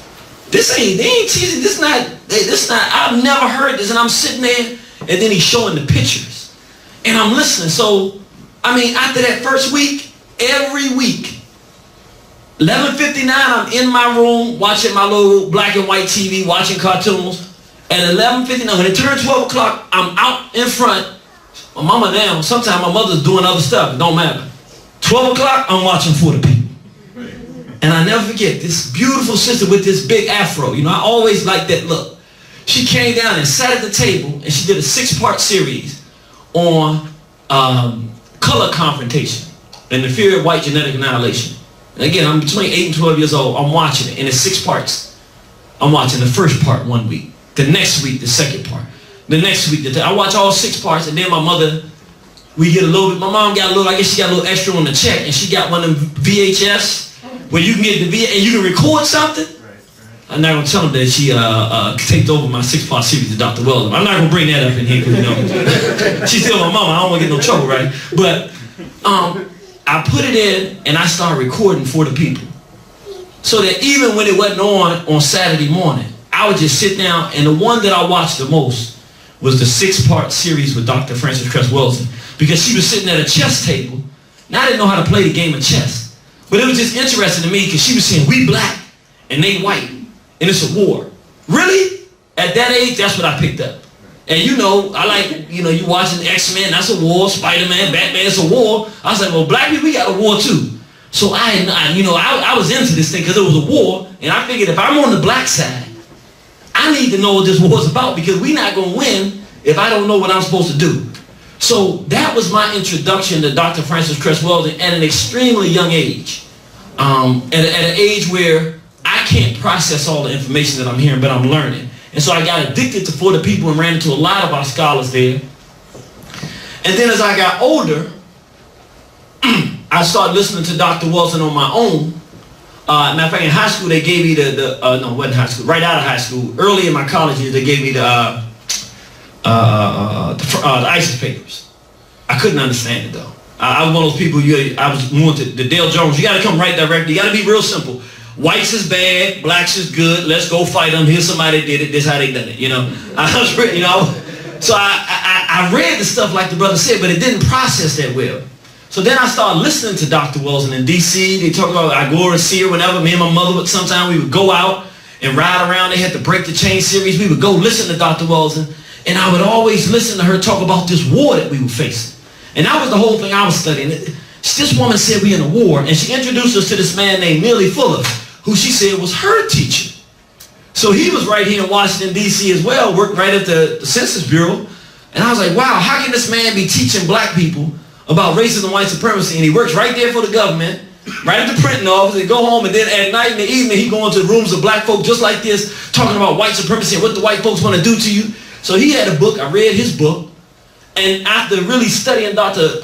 Neely Fuller, I began to really appreciate Dr. Welsing more, because a lot of times, a lot of us like to take information and then get real bright and brilliant to our people, but don't want to introduce our people to the people we got that information from, you know what I'm saying? Right. She didn't forget who she got that perspective from, so that I was able to get introduced to him and her. And so right in the college, my college age, the whole time I'm chasing this whole thing about this war. I'm now studying these people, and now I come back out of college and come back to Washington, D.C. And in Washington, D.C., I get the ISIS papers again. Now I'm a little older. I'm in the workforce. I'm dealing with racism on my job at the Department of the Navy, doing contracting work. And I'm seeing how they treating black folks. And I'm like, okay, I know what racism is. I feel it now. Now I go back and read the ISIS papers. It hits me totally different. I said, oh, now I'm starting to understand this war she's talking about. And it's like a whole nother world starts to come out. And what's so deep is, I don't know if anybody else has ever experienced this, but a lot of what I do today, I got from Dr. Welsing. But if you had asked me this just prior to her passing this year, I forgot. You know, you get all that good stuff, you admire the person, then you go off and do your work, you forget that they're the ones that gave you all these ideas. So when you talk about the feminization of the black male and the homosexuality of the black race and all this stuff being a war against our people, you know, I would have stood very proud and tall and said, well, you know, I've been doing a lot of studying these years and I figured this out, right? And it wasn't until Dr. Welsing passed and the homosexuals started assaulting her. And we're going to talk a little bit about that, because we got to say, look, if we're talking about keeping her memory alive, we got to understand there are people trying to take her memory. Right. And we got to understand, if she said it's a war, then we got to be a war of fighters. That's what we're doing today, is not just us coming out saying we honoring Dr. Welsing. This thing lasts. This thing stands. You're going to see this image. Our children are going to see this. People are going to continue to go, this is a war because we got to fight to keep her alive. Now, why? When I read her book, the homosexuals started attacking. I'll talk about a little bit about it. But we start looking at it, and when we start talking to people about the people that were attacking her, we start understanding why. I revisited some of the things in her book. I'm going to read this right here. Of course, racism and white supremacy is defined as the local global power system structured and maintained by persons who classify themselves as white, whether consciously or subconsciously determined. This system consists of patterns of perception, logic, symbol formation, thought, speech, action, and emotional response as conducted simultaneously in all areas of people activity. And we talked about the 10 areas of people activity. That's pretty much her standard tagline of Dr. Wilson. But when I started understanding why she was under assault, I realized, wow, a lot of who I am today, more than I would have given credit for. I got directly out of Dr. Frances Cress Welsing's book. It became part of me. I forgot where I got it, but it's part of what we do. She said, white males fully understand that black males who are forced to identify as females will be programmed simultaneously into submission to the males they call the man, as opposed to aggressing against those same men. I mean fighting. That's war. Y'all hearing it? And it ain't me. This is not irritated Jenny. Jenny talking about? No, this is Dr. Wilson. That's right. Don't get you get mad at Dr. Wilson, then you're gonna get in trouble with him. They also understand that after 20 generations, 400 years, male passivity has evolved into male effeminization, bisexuality, and homosexuality to other males in the area of people activity called sex. The more the black male strives to stand, the weaker the white male feels in comparison, and the greater the white male's thrust to effeminize the black male, to weaken the black male's psychological potential for aggressive and assertive challenge, forcing him into submission to, quote-unquote, the man. I said, man, I'm reading this. This is from Dr. Wilson long before there was a person that anybody knew called the irritated genie. I'm reading this. I'm understanding it as a young man right out of college. I'm talking about 21, 22, 23, 24. Understanding that we're in a war for our racial survival. I'm eating this food. And then, 22 years later, I'm this person called the irritated genie getting put out of countries because I'm saying the black man supposed to marry the black woman. My decision stands. Obviously, if some people want to criticize, that's their right to do so. When he says criticize, Home Affairs Minister Michael Fay is referring to some of the comments posted to Facebook and made on radio talk shows that the minister acted arbitrarily by placing American Io Kamathi on Bermuda's immigration stop list. This in response to Mr. Kamathi's anti-gay and anti-white rant at the Liberty Theater over the weekend, which has been labeled by government as hate speech. Created for our people around the world. In fact, I'm feeling so good in here. You know, I'm feeling like I think Bermuda might be a place for a straight black pride chapter. What y'all think?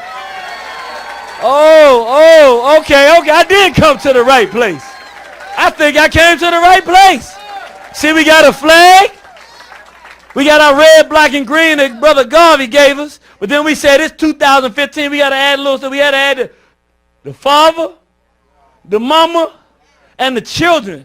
That's a black family. And we straight, we black, and we proud. And the sun is shining on our people right here. Oh, yeah. See, this thing about to happen. Y'all see, I think anyone that really spends any significant time analyzing not just what was said at that lecture, and in fact, if you spend the time to look at some of the speeches he's given in the past in other jurisdictions, which are all available online, you'll see that this is someone who has used incredibly offensive language, that's derogatory and has no place in a modern society in respect of what he said. Others online questioning what happened to a person's constitutional right to freedom of speech. But freedom of speech comes with responsibility. And freedom of speech does not mean advocating hate, and it does not mean advocating anything other than what should be good and right. If you have a view, you do not express it in a way that expresses hatred and perhaps incites violence. We shouldn't stand for it here. And the decision, I don't see that it's harsh, but I believe it's a good decision. And I'm satisfied that I had more than sufficient information to make the decision that was made. Mr. Kamathi's resulting re-entry ban comes as a surprise to some Bermudians who were unaware that the island even maintains such a list. In Mr. Kamathi's case, it will mean he will not be allowed to land on our shores for a period of 5 years. At the conclusion of that period, the individual who's on the stop list can make an application to the minister to remove from that stop list. My statement was clear. In the minister's opinion, if someone has behaved in an undesirable fashion or words that affect under Section 31 of the Bermuda Immigration and Protection Act, I, as minister, have the discretion to make certain decisions, which I took. Meanwhile, complaints have been made to the Human Rights Commission about the Speaker's remarks after the Center for Justice reminded the public that it is an offense to incite hatred and violence through public speech. Asked if Premier Dunkley was involved with the decision to ban Mr. Kamathi. The Act gives the minister the authority to make decisions, but of course decisions like this would be in consultation with colleagues as seen appropriate. But the authority given for that decision lies with the minister. And we got to fight homosexuality and pedophilia and save black children. And I've totally forgotten the seeds that were planted that allowed to harvest this desire to fight for black people. It came right here from Dr. Frances Cress Welsing. Now, let's talk a little bit about, since we in here honoring her, let's talk about the fight she's in. Y'all all right? Yes, sir. We believe that it's fair to say, if she was here, we can't say this for sure because she's not physically with us, she's transitioned, but we believe that straight black pride is a living manifestation of what she lived and taught and believed in. She was 100% clear she's against homosexuality, so she was straight. That's right. She was 100% clear that black men and black women needed to stop interracially dating and interracial marriage and interracial sex. That was very clear. She and Neely Fuller made that 100% certain. So she was black and believed in black folks sticking with each other. And pride. That was the central theme in most of what Dr. Welsing taught. Self-respect is the foundation for justice. So if you take those three concepts and put them together, we believe that this organization is a living manifestation of her work and her ideas. So now, this is what's real deep. And we've done more research now. I can give you a little bit more background. Let me see what the next slide is. So, okay. Let me tell you what happened to understand why we were even doing this. Again, we've been taking the mantle of fighting homosexuality for some time now. So we did not even necessarily associate Dr. Welsing with that. Let me tell you what was going on in the background. This is going to really interest you. We actually found a video from about 2000, it was either 2009 or 2012. How many people in here have heard the name Cleo Monago? Raise your hand. All right. There's a sick homosexual in the community that calls himself the gay Malcolm X, who is trying to marry homosexuality with black power. And he's gotten contracts upwards of $12 million from the CDC, Centers of Disease Control. And basically what he does is he has organizations that bring young black males in and teach them that being homosexual is okay. In the spirit of mutual respect, may we deepen our love and understanding of ourselves and each other and go forth from this space stronger and better men. Ashe. Ashe. Cleo Monago founded the Black Men's Exchange, a national support group for homosexual and bisexual black men. One of their goals is to encourage people to protect themselves and others against HIV. To do that, they're trying to build more acceptance of homosexuality and bisexuality in the black community. There are voices in our community that believe that we as same-gender loving and bisexual black men are less than men, that our love is unnatural. I lived every day of my life in mortal terror of the word faggot. You know, one could not be faggot under any circumstances, at any cost, you know, because manhood, as I like to say, is a precious and delicate commodity among black people. And supporting them in homosexuality. He's doing this all around the country. And he has one of them right here in D.C. And you look around and you see, yes, we talking about $12 million.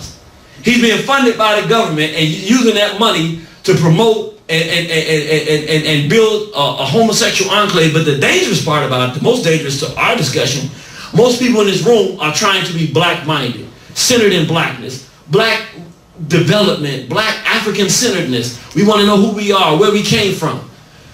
His job in today's climate is to take away Brother Malcolm X, take away Brother Garvey, take away the Panthers and that sense of black power and replace it with homosexuality being the black revolutionary personality of today. This was deep. He was sitting, it was either in 2009 or 2012, it was some years ago though, at a meeting with Al Sharpton who promotes this white sex homosexuality. He's one of the big boys, one of the old ones. He got started by Bayard Rustin, who was the major homosexual in the movement during Martin Luther King's time, who was pushing homosexuality. Go up and look up the name Bayard, B-A-Y-A-R-D, Rustin, R-U-S-T-I-N. And you'll see he's one of the greatest race traders of the 20th century. And he tried to overthrow the Black Power movement and fight against it to push homosexuality during his time. And he did a phenomenal job in terms of how much he opened the door for the homosexual movement and how much he fought Black Power. But in today's time, he gave the money to Al Sharpton, and this is about Al Sharpton's statement. That's where we found this out. He funded Al Sharpton to get started in this movement. So Al Sharpton has been pro-homosexual in this movement from the very inception. That's what he's all about, in fact. That's what he's been about the whole entire time. We didn't know that. But long story short, it was about a few years ago.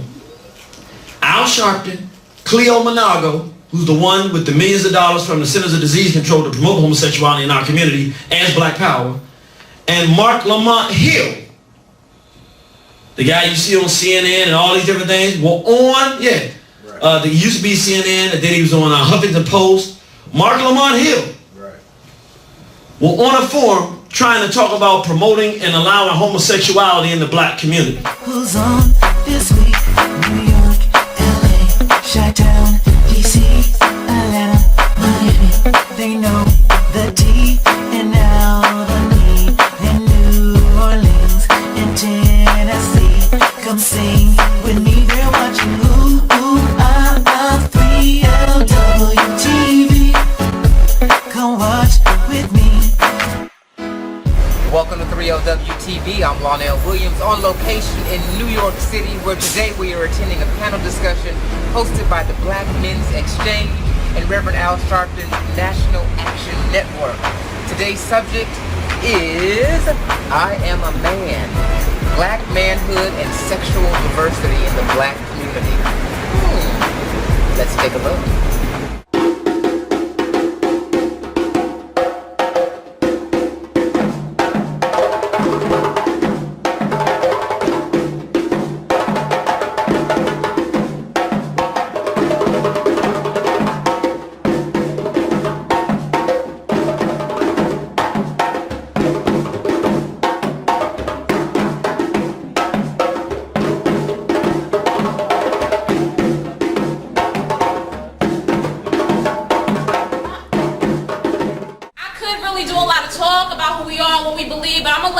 The young people in this youth army tell you a little bit about ourselves. So Impact, tell them who you are. We are youth activists who view the creative arts and leadership training as a way to develop ourselves and change the world in a positive way. We believe that we must be the message that we bring through hard work, focus, discipline, unity, and the principles of SOS. Safe space, outstanding effort, and service to our family, friends, and community.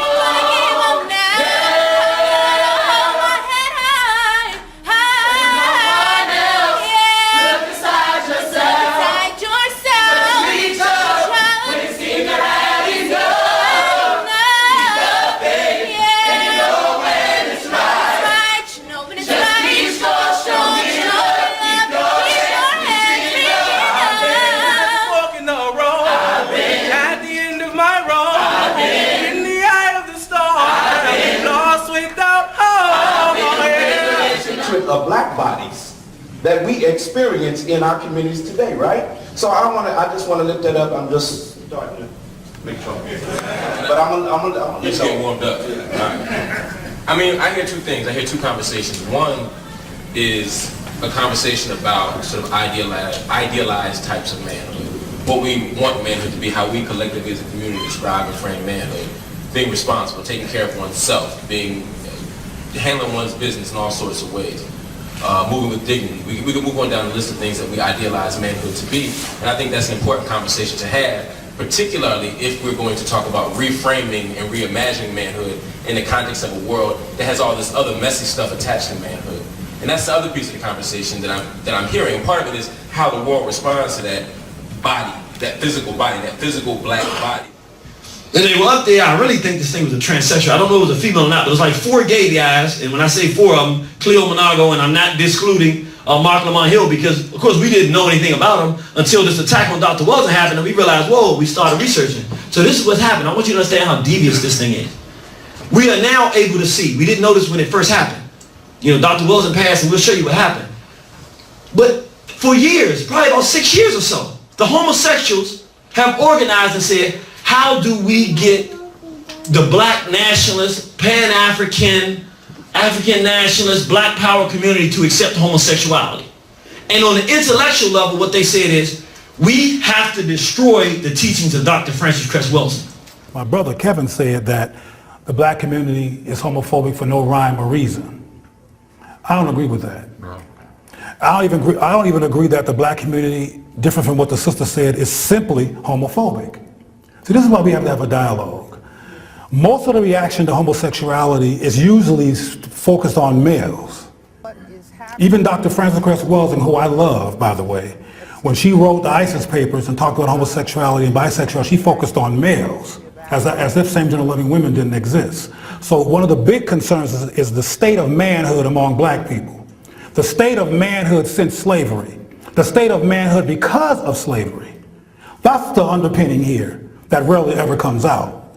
And how you gonna be a faggot, punk bitch after all that brothers has been to and embarrass us and step up there and represent like that after all we've been as we attempt to try to be men with no direction since slavery snatched the direction away. How dare you? That's real. Nobody in here knew that. We didn't know this. I didn't know this. I didn't even associate her teachings with being anti-homosexual, which they were. But the reality is they looked and what they realized is as long as that foundation, Dr. Francis Cress Welsing, is the foundational information our people get in when they get in, like the sister said she read the book and she's learning. If you come into consciousness through that, you can never be pro-homosexual. That's right. Because she identifies it as a weapon against black life. That's right. But when you look at everybody who's serious, that comes out of the 90s and is in this movement fighting today, it's not one of them that you'll find that was not impacted by Dr. Francis Cress Welsing. Which is why you don't find any of the serious ones being pro-homosexual.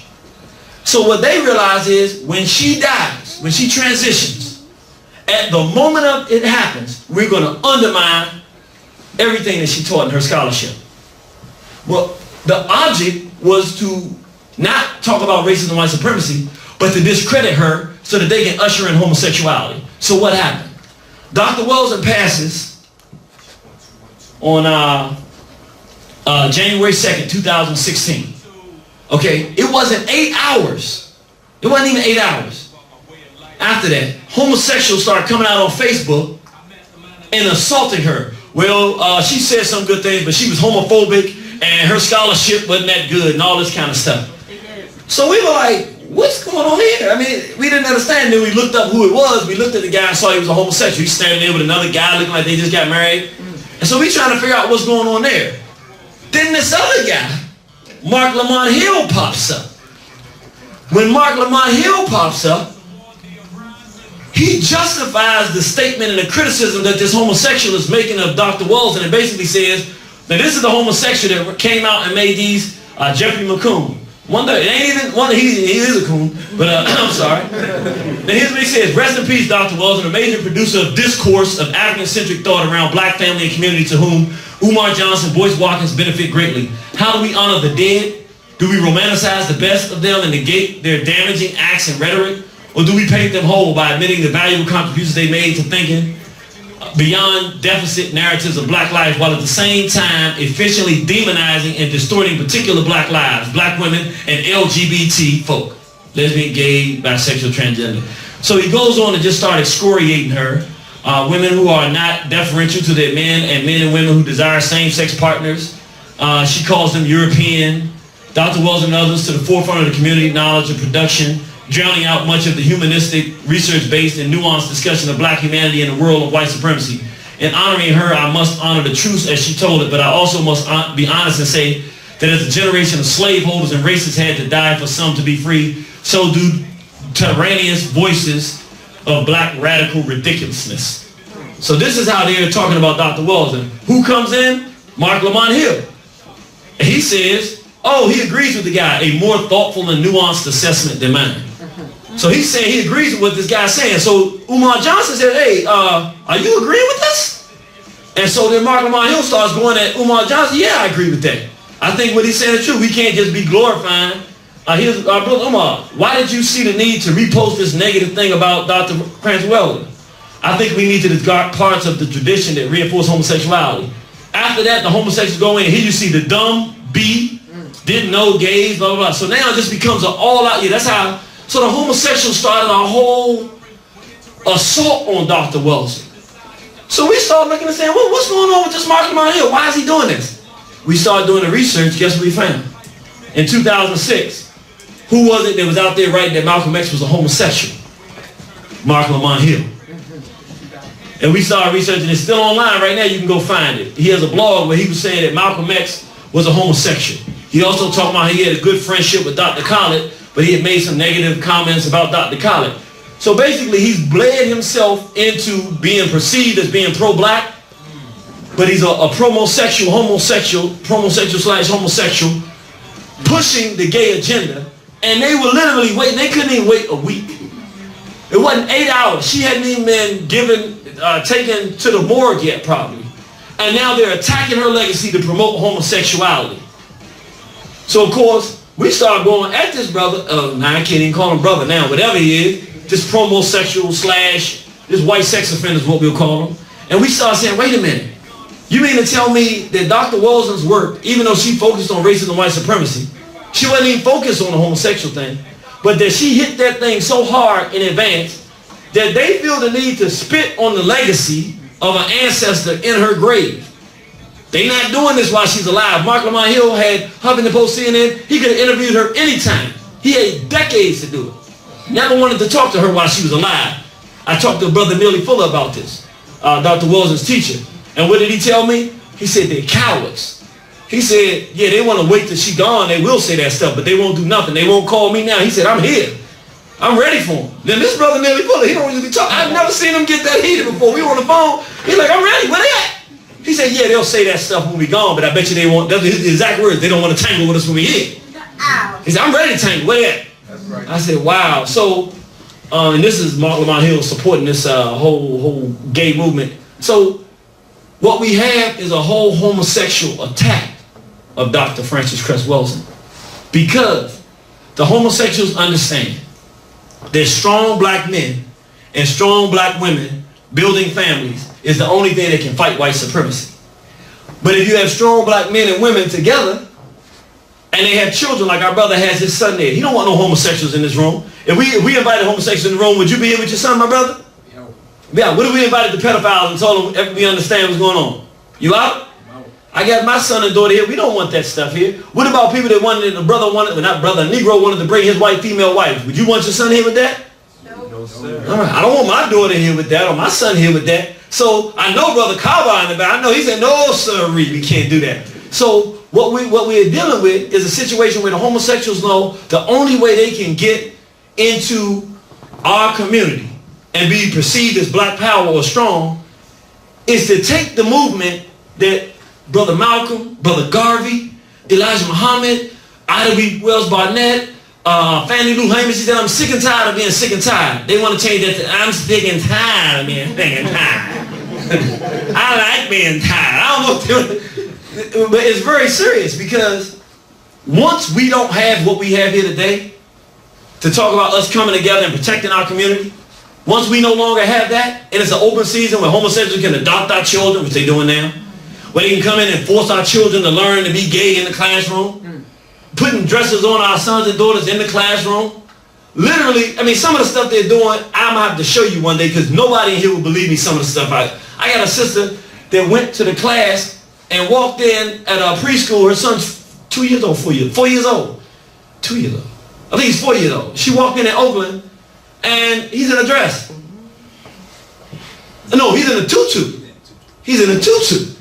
And then, so I'm sitting there talking about what happened, and she just telling the story casually, and then she see my face frown up. She thought, yeah, I was mad, but I didn't want to be perceived as ghetto, blah, blah, blah, so I didn't flip on them. But I told them, don't you ever do this again. And she said they started telling her, well, at this age, we just let them explore. She said they didn't have no trucks. They didn't have no male toys for the boys. All they had was plates and dishes and everything like that. And that's what her son said. She don't ever do this with my son again. So she comes back the next day to pick her son up. And the sister that she knows that had her children there too, she started telling me, would you believe they had my son in the tutu? She was all upset. You know what the sister told her? You should have been here the day before when they had him in the full wedding dress. Oh, my. Yeah. So this is the kind of thing that's happening all around the country, and really is beginning all around the world. I mean, I'm hearing some of the stories out of Nigeria, East Africa, Southern Africa, and Brazil, the stuff they do. Everywhere we are, they're pushing this on our people. And they understand they cannot do that if we're strong. So let me move one out here, because this is not really about me. I just want to show you. So, what are they doing to our people? What they're doing is they got a movement now very similar to Barrett Rustin and the Civil Rights Movement. People don't realize there was three movements. The Freedom Movement, which was legit. Rosa Parks and Nixon and all those brothers, they were serious. That Montgomery Bus boycott was serious. Then you had the Black Power Movement. That's Robert F. Williams, Mabel Williams, and all those that grew into the NRA, the RNA, and the Black Panther Party and all that. Then you had a white-sponsored movement, which job was to undermine both of those movements, which was called the Civil Rights Movement. The people that we are taught are heroes were the ones that were paid to destroy the other movements. Right. The same exact players are in it now. That's right. The white so-called Jews who are controlling and funding the whole thing, we call them small hats. Who do they pay? Yesterday, it was the Uncle Tom. Now, we didn't know at that time, but many of those Uncle Toms were homosexuals. But on the forefront, they didn't come off that way. Gay Philip Randolph, homosexual. A lot of these guys were. Barrett Rustin was openly gay. He wasn't hiding it. James Baldwin, openly gay, wasn't hiding it. But nowadays, they've replaced the undercover homosexual Uncle Tom, trying to undermine our movements, with a openly gay movement. That's right. That they are funding and financing. When you hear that Jay-Z's giving, $1.5 million to Black Lives Matter, that's the gay movement matters. That's the same individuals that are attacking Dr. Walton. Now let me show you. Now I didn't make this. This is the founder of the Black Lives Matter movement, all right? Let's see what she has to say about what her movement is about. What queer mean to you? Queer, to me, is an umbrella term that incorporates folks who are outside of the heterosexual norm and what we call heteronormativity, which is a big word for relationships. Marriage is just between a man and a woman. It's the patriarchal family as we understand it. What's important to us in Black Lives Matter is that we are elevating and cultivating the leadership of folks who have not been included in the conversation. That includes Black trans women. That includes Black immigrant women, Black disabled folks, Black incarcerated and formerly incarcerated people. So to us, right, we're really trying to queer our movement. We know even in our tradition and our legacy of Black liberation that queer and trans folks have been in the leadership, however have had to kind of cut pieces of themselves off because it wasn't acceptable. Barrett Rustin being an incredible example of that. Audre Lorde being an incredible example of that, right? We want to create a different kind of movement culture. We think it's important, we think we need it, and we don't think that we can survive without it. So I hear that and I think, fantastic. The more the better. That's the founder of the Black Lives Matter? That is the founder, the one that's getting all the money from the small hats, from those that are trying to undermine Black male-female relationships and unity of our people, and literally trying to force feed our children. Pure insanity. They're trying to queer our children. They're not even, and the reason is, it goes back to what Dr. Weldon says, there's no manhood anymore. There was a time in the Black community, the reason homosexuals didn't come out was not because what anybody was going to say. Brothers just picked their hands up and started busting upside the head. We didn't even understand how dangerous homosexuals. We just knew, shouldn't be around no children. We don't like the way you acting. Get out of here while you acting like that. Go get you toughen up. We used to beat them up to try to, we didn't know how to fix it. But we was like, don't come around here with that stuff because it just ain't right. Don't feel right, you know what I'm saying? And we didn't want that in our community because we understood it was sick just by looking at it. Sisters wasn't having none of that stuff. Now, I haven't talked to a sister who responds aggressively to a lesbian hitting on her. She just is polite with it because it's so much have taken over the Black female culture that sisters don't have the same aggression. And brothers acting more gay than the gays now. If you say something about homosexuality, brothers, well, saying I don't give you that either. Like, why are you whispering? Listen, brother, I mean, I seen brothers jump in the closet. I said, wait a minute, black man, you ain't the one supposed to be in the closet. Let him get back in the closet. But long story short, this is what Dr. Weldon was fighting. And so they even announced that they're going to shut our movement down. Do we accept crack dealers in our community? They came and tried to disrupt one of our events here. Who was here when they came here and tried to disrupt our event? So your interests here are no longer useful citizens. We see what happens when they come and try to shut Straight Black Pride down.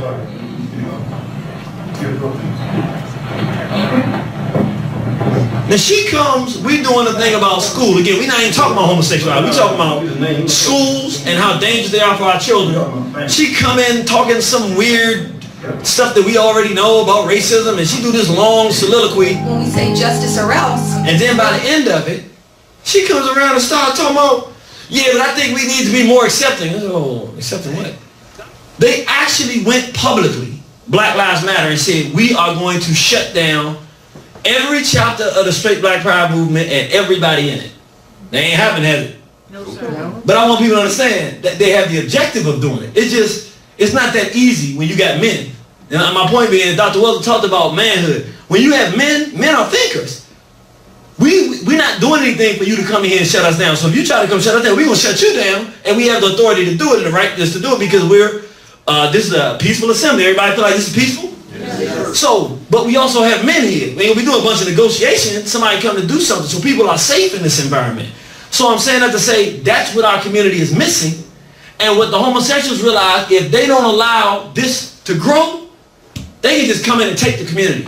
But as long as they're black men and black women who are going to stand with us men, because see, we can't do nothing if the sisters don't support us, because then the sisters just turn us in, and then we don't have any, we brother can't get no attorney. There's going to be a sister that's going to do that. A brother can't argue the case of what happened. A sister just go up there and cry about what they did to us, and everybody get on our side. The black woman has the ability to justify black manhood, or to do what too many sisters are doing, to justify homosexuality and the destruction of black manhood. Whatever the black woman rubber stamps is what you're going to see more of. And so that's why they haven't been able to shut this down. They're not going to be able to shut it down because you see all the sisters in this room with them.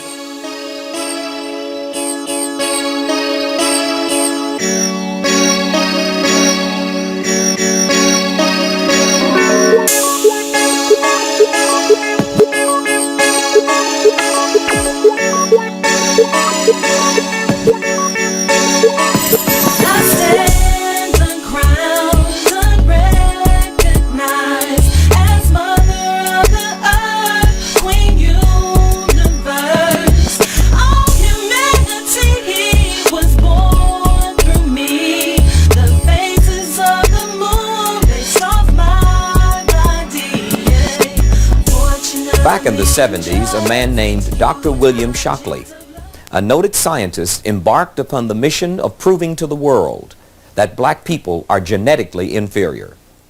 After the debate you're now going to see, Dr. Shockley went back into oblivion.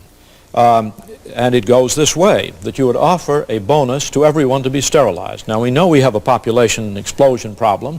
We know that in India that bonuses in the form of transistor radios are offered to people. Would this bonus be directed to black people specifically, more than whites? Mr. Brown, what did I say just a moment ago? I said, regardless of sex, race, or welfare status. The offer is based upon the best estimates, best scientific estimates that one can have of any genetically carried disabilities. Now there is some, I think, that any humane person would have no doubt about.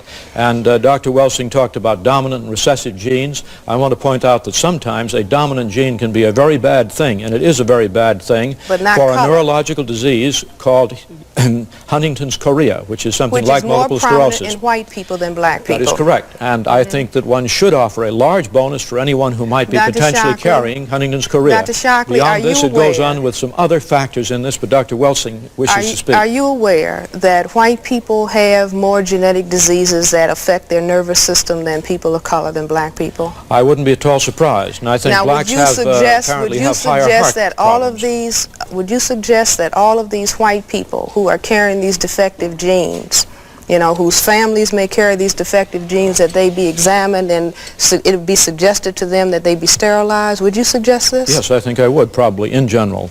Go ahead, your Unblack Journal, please. My theory was, I wrote the paper in 1969. I wrote a paper called The Crest Theory of Color Confrontation and Racism. And the sole reason behind writing that paper was an attempt to understand the behavior of white people in relationship to all people of color, every place in the world, black, brown, red, and yellow people. And the paper was presented to the Americans at the National Medical Association, the section on psychiatry in neurology, because back in 1969, the Black Caucus in the American Psychiatric Association, we had said that racism, and when we talk about racism, we're talking about the white supremacy behavior of white people. That racism was the #1 mental health problem in the nation, and it was the #1 cause of other mental health problems. And I wanted to understand what this thing of racism really is all about, because it's the thing that has caused woe and misery and suffering for the vast majority of the people on this planet that are classified as non-white.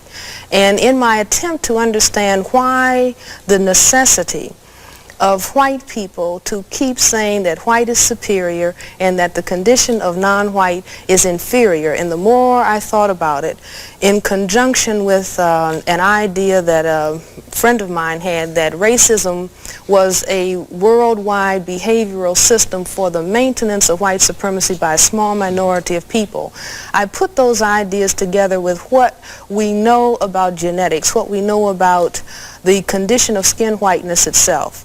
The condition of skin whiteness is the genetic inability to produce skin pigment called melanin.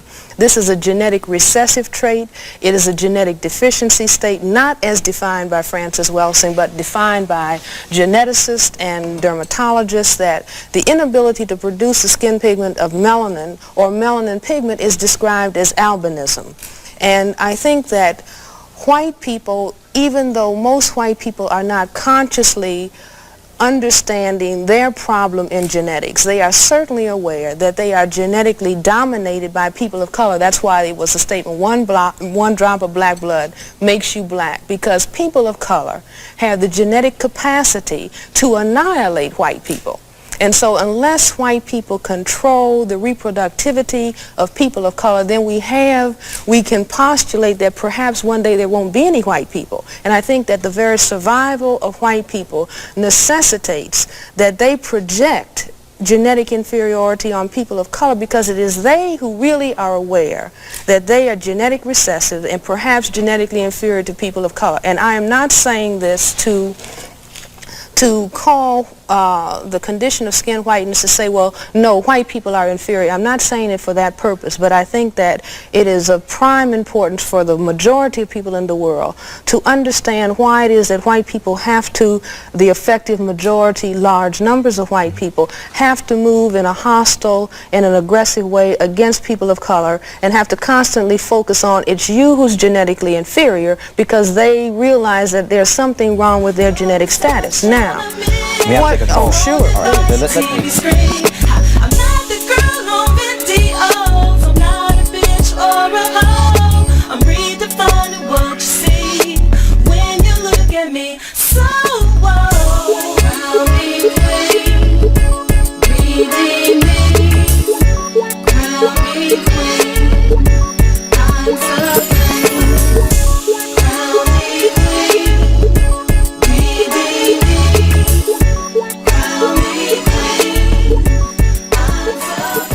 See, our brain has been turned completely upside down, and our brain is not functioning. Brains are not functioning for our best interests, and we have to go back. See, it's okay to be wrong. We thought when we were enslaved, just take off the chain. Yeah. If you take off the chains, everything is going to be okay. So the chains were taken off, and the next thing they got these laws. So we struggle with the laws, called the Civil Rights era. And white people said, fine, we'll change the laws, but we're going to hire some of their so-called musicians, and we're going to do some psychological warfare on these people, the likes of which they've never seen, because they don't know what we're doing. So as long as we give the musicians some jewelry and about 15 cars apiece,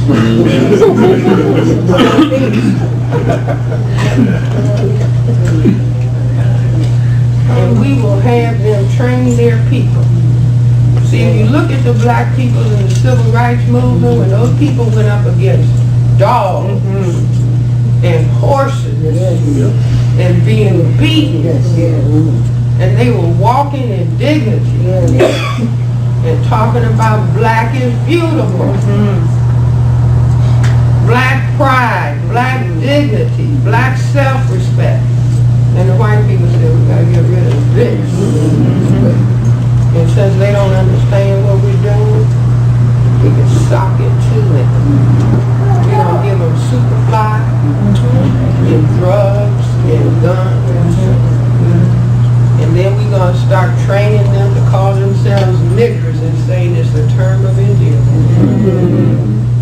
And call themselves gangsters and thugs and dogs and bow wow, bitches and hoes. Now, if they ever recover, see, if people can take you where you gonna call yourself a nigger, a bitch, and a hoe, and a dog. Let's give them some more eggs.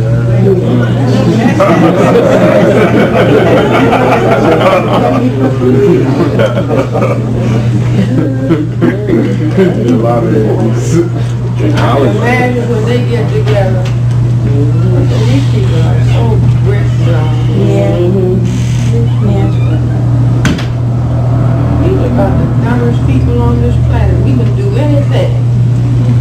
There's an African proverb that says, the monkey was so busy doing what everybody else was doing that one day, monkey cut his throat.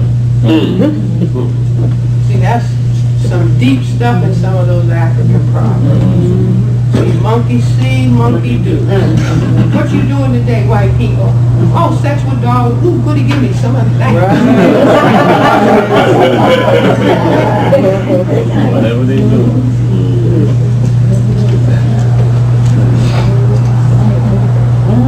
You see, so I see the Creator.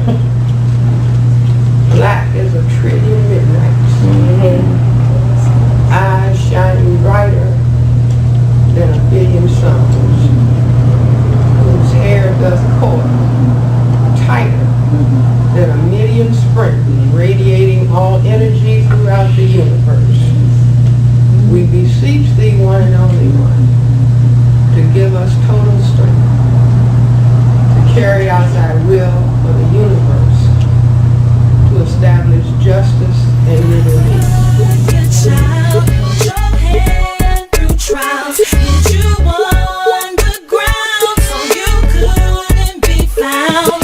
I even felt your shoes when they jailed or killed you. I think it's safe to say I paid my dues. Your present disregard for me destroys the black family. Their genetic survival, and they are threatened by black male masculinity. Then it will occur, I have to reduce his masculinity. Yeah, we just recently had the president at Morehouse have to say the male students cannot wear high heel shoes and dresses and carry purses. So something is happening, again, within the total context of a system of racism, white supremacy.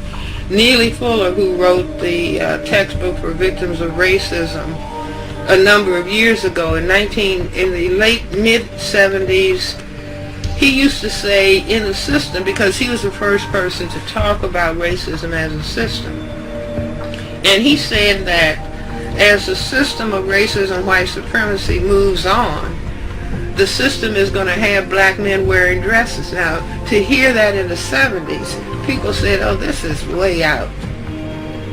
And here we are.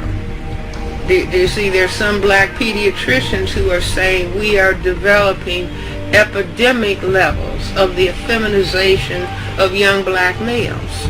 Well, I say the pants sagging down is just a subconscious invitation for homosexuality. You see, it's revealing the buttocks. See, so the pants are getting lower and lower and lower. The next step is to step out of the pants altogether.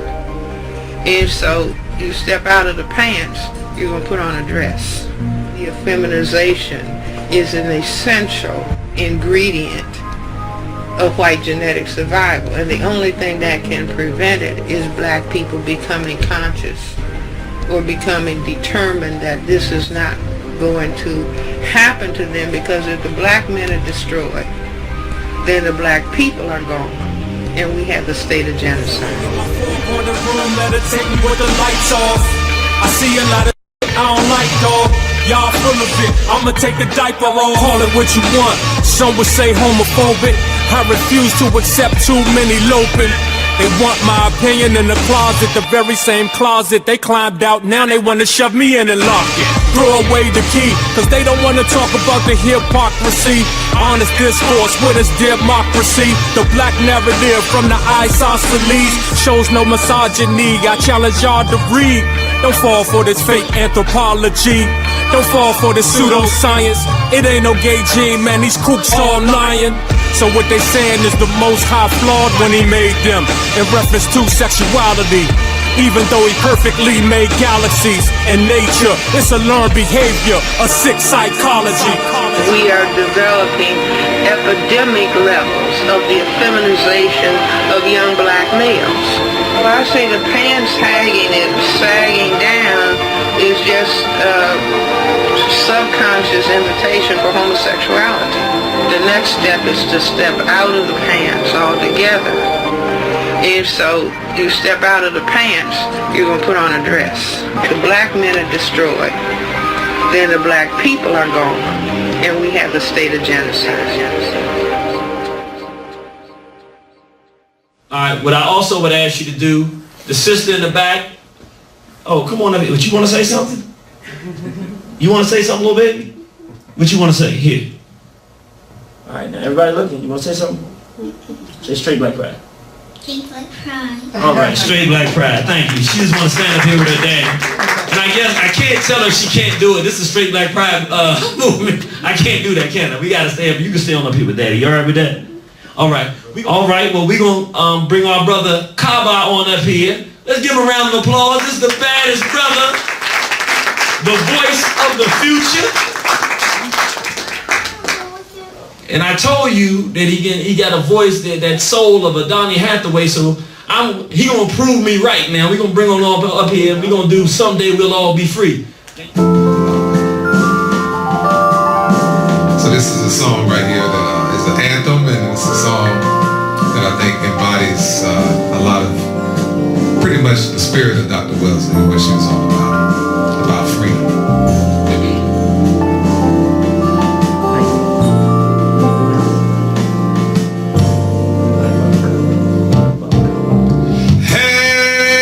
Hang on to the world as it spins around. Just don't let the spin get you down.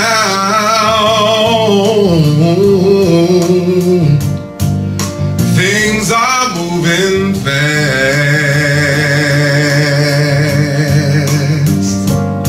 Hold on tight and you will last.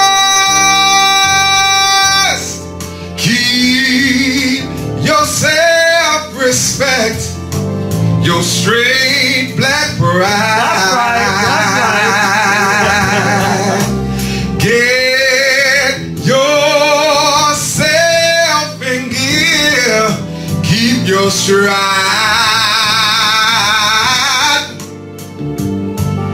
Never mind your fears.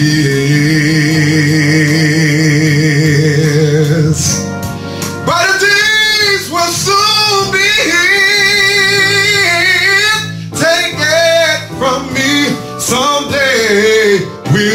all be free. Yeah. Y'all believe that? Yes, sir. Sing it, man. This is my little helper right here. He's a future performer. That's right. He loves to get on the mic and loves to play drums and instruments. So I think at some point in the future we'll be seeing him. That's beautiful. And of course he's the product of Straight Black Pride. That's right. That's right. Along with my other two back there, they're just a little less inclined, but they all about that too. They had a long day. My baby girl's back there sleeping.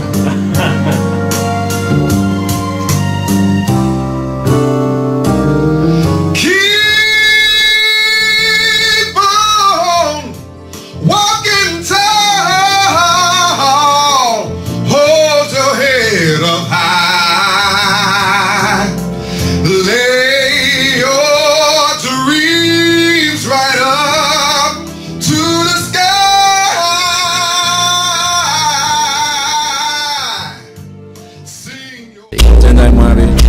Oh, ancestors, blacker than 1,000 midnights, African ancestors, it is to you that we, your children, give respect and honor. Oh, ancestors, we call upon you and welcome you in this place. African ancestors, let your presence fill this place. Oh, ancestors, who have been purposely excluded from the history books so that the world would not know of your greatness. Our African ancestors who gave civilization to the world. Our African ancestors who gave the arts to the world. Our African ancestors who gave music to the world.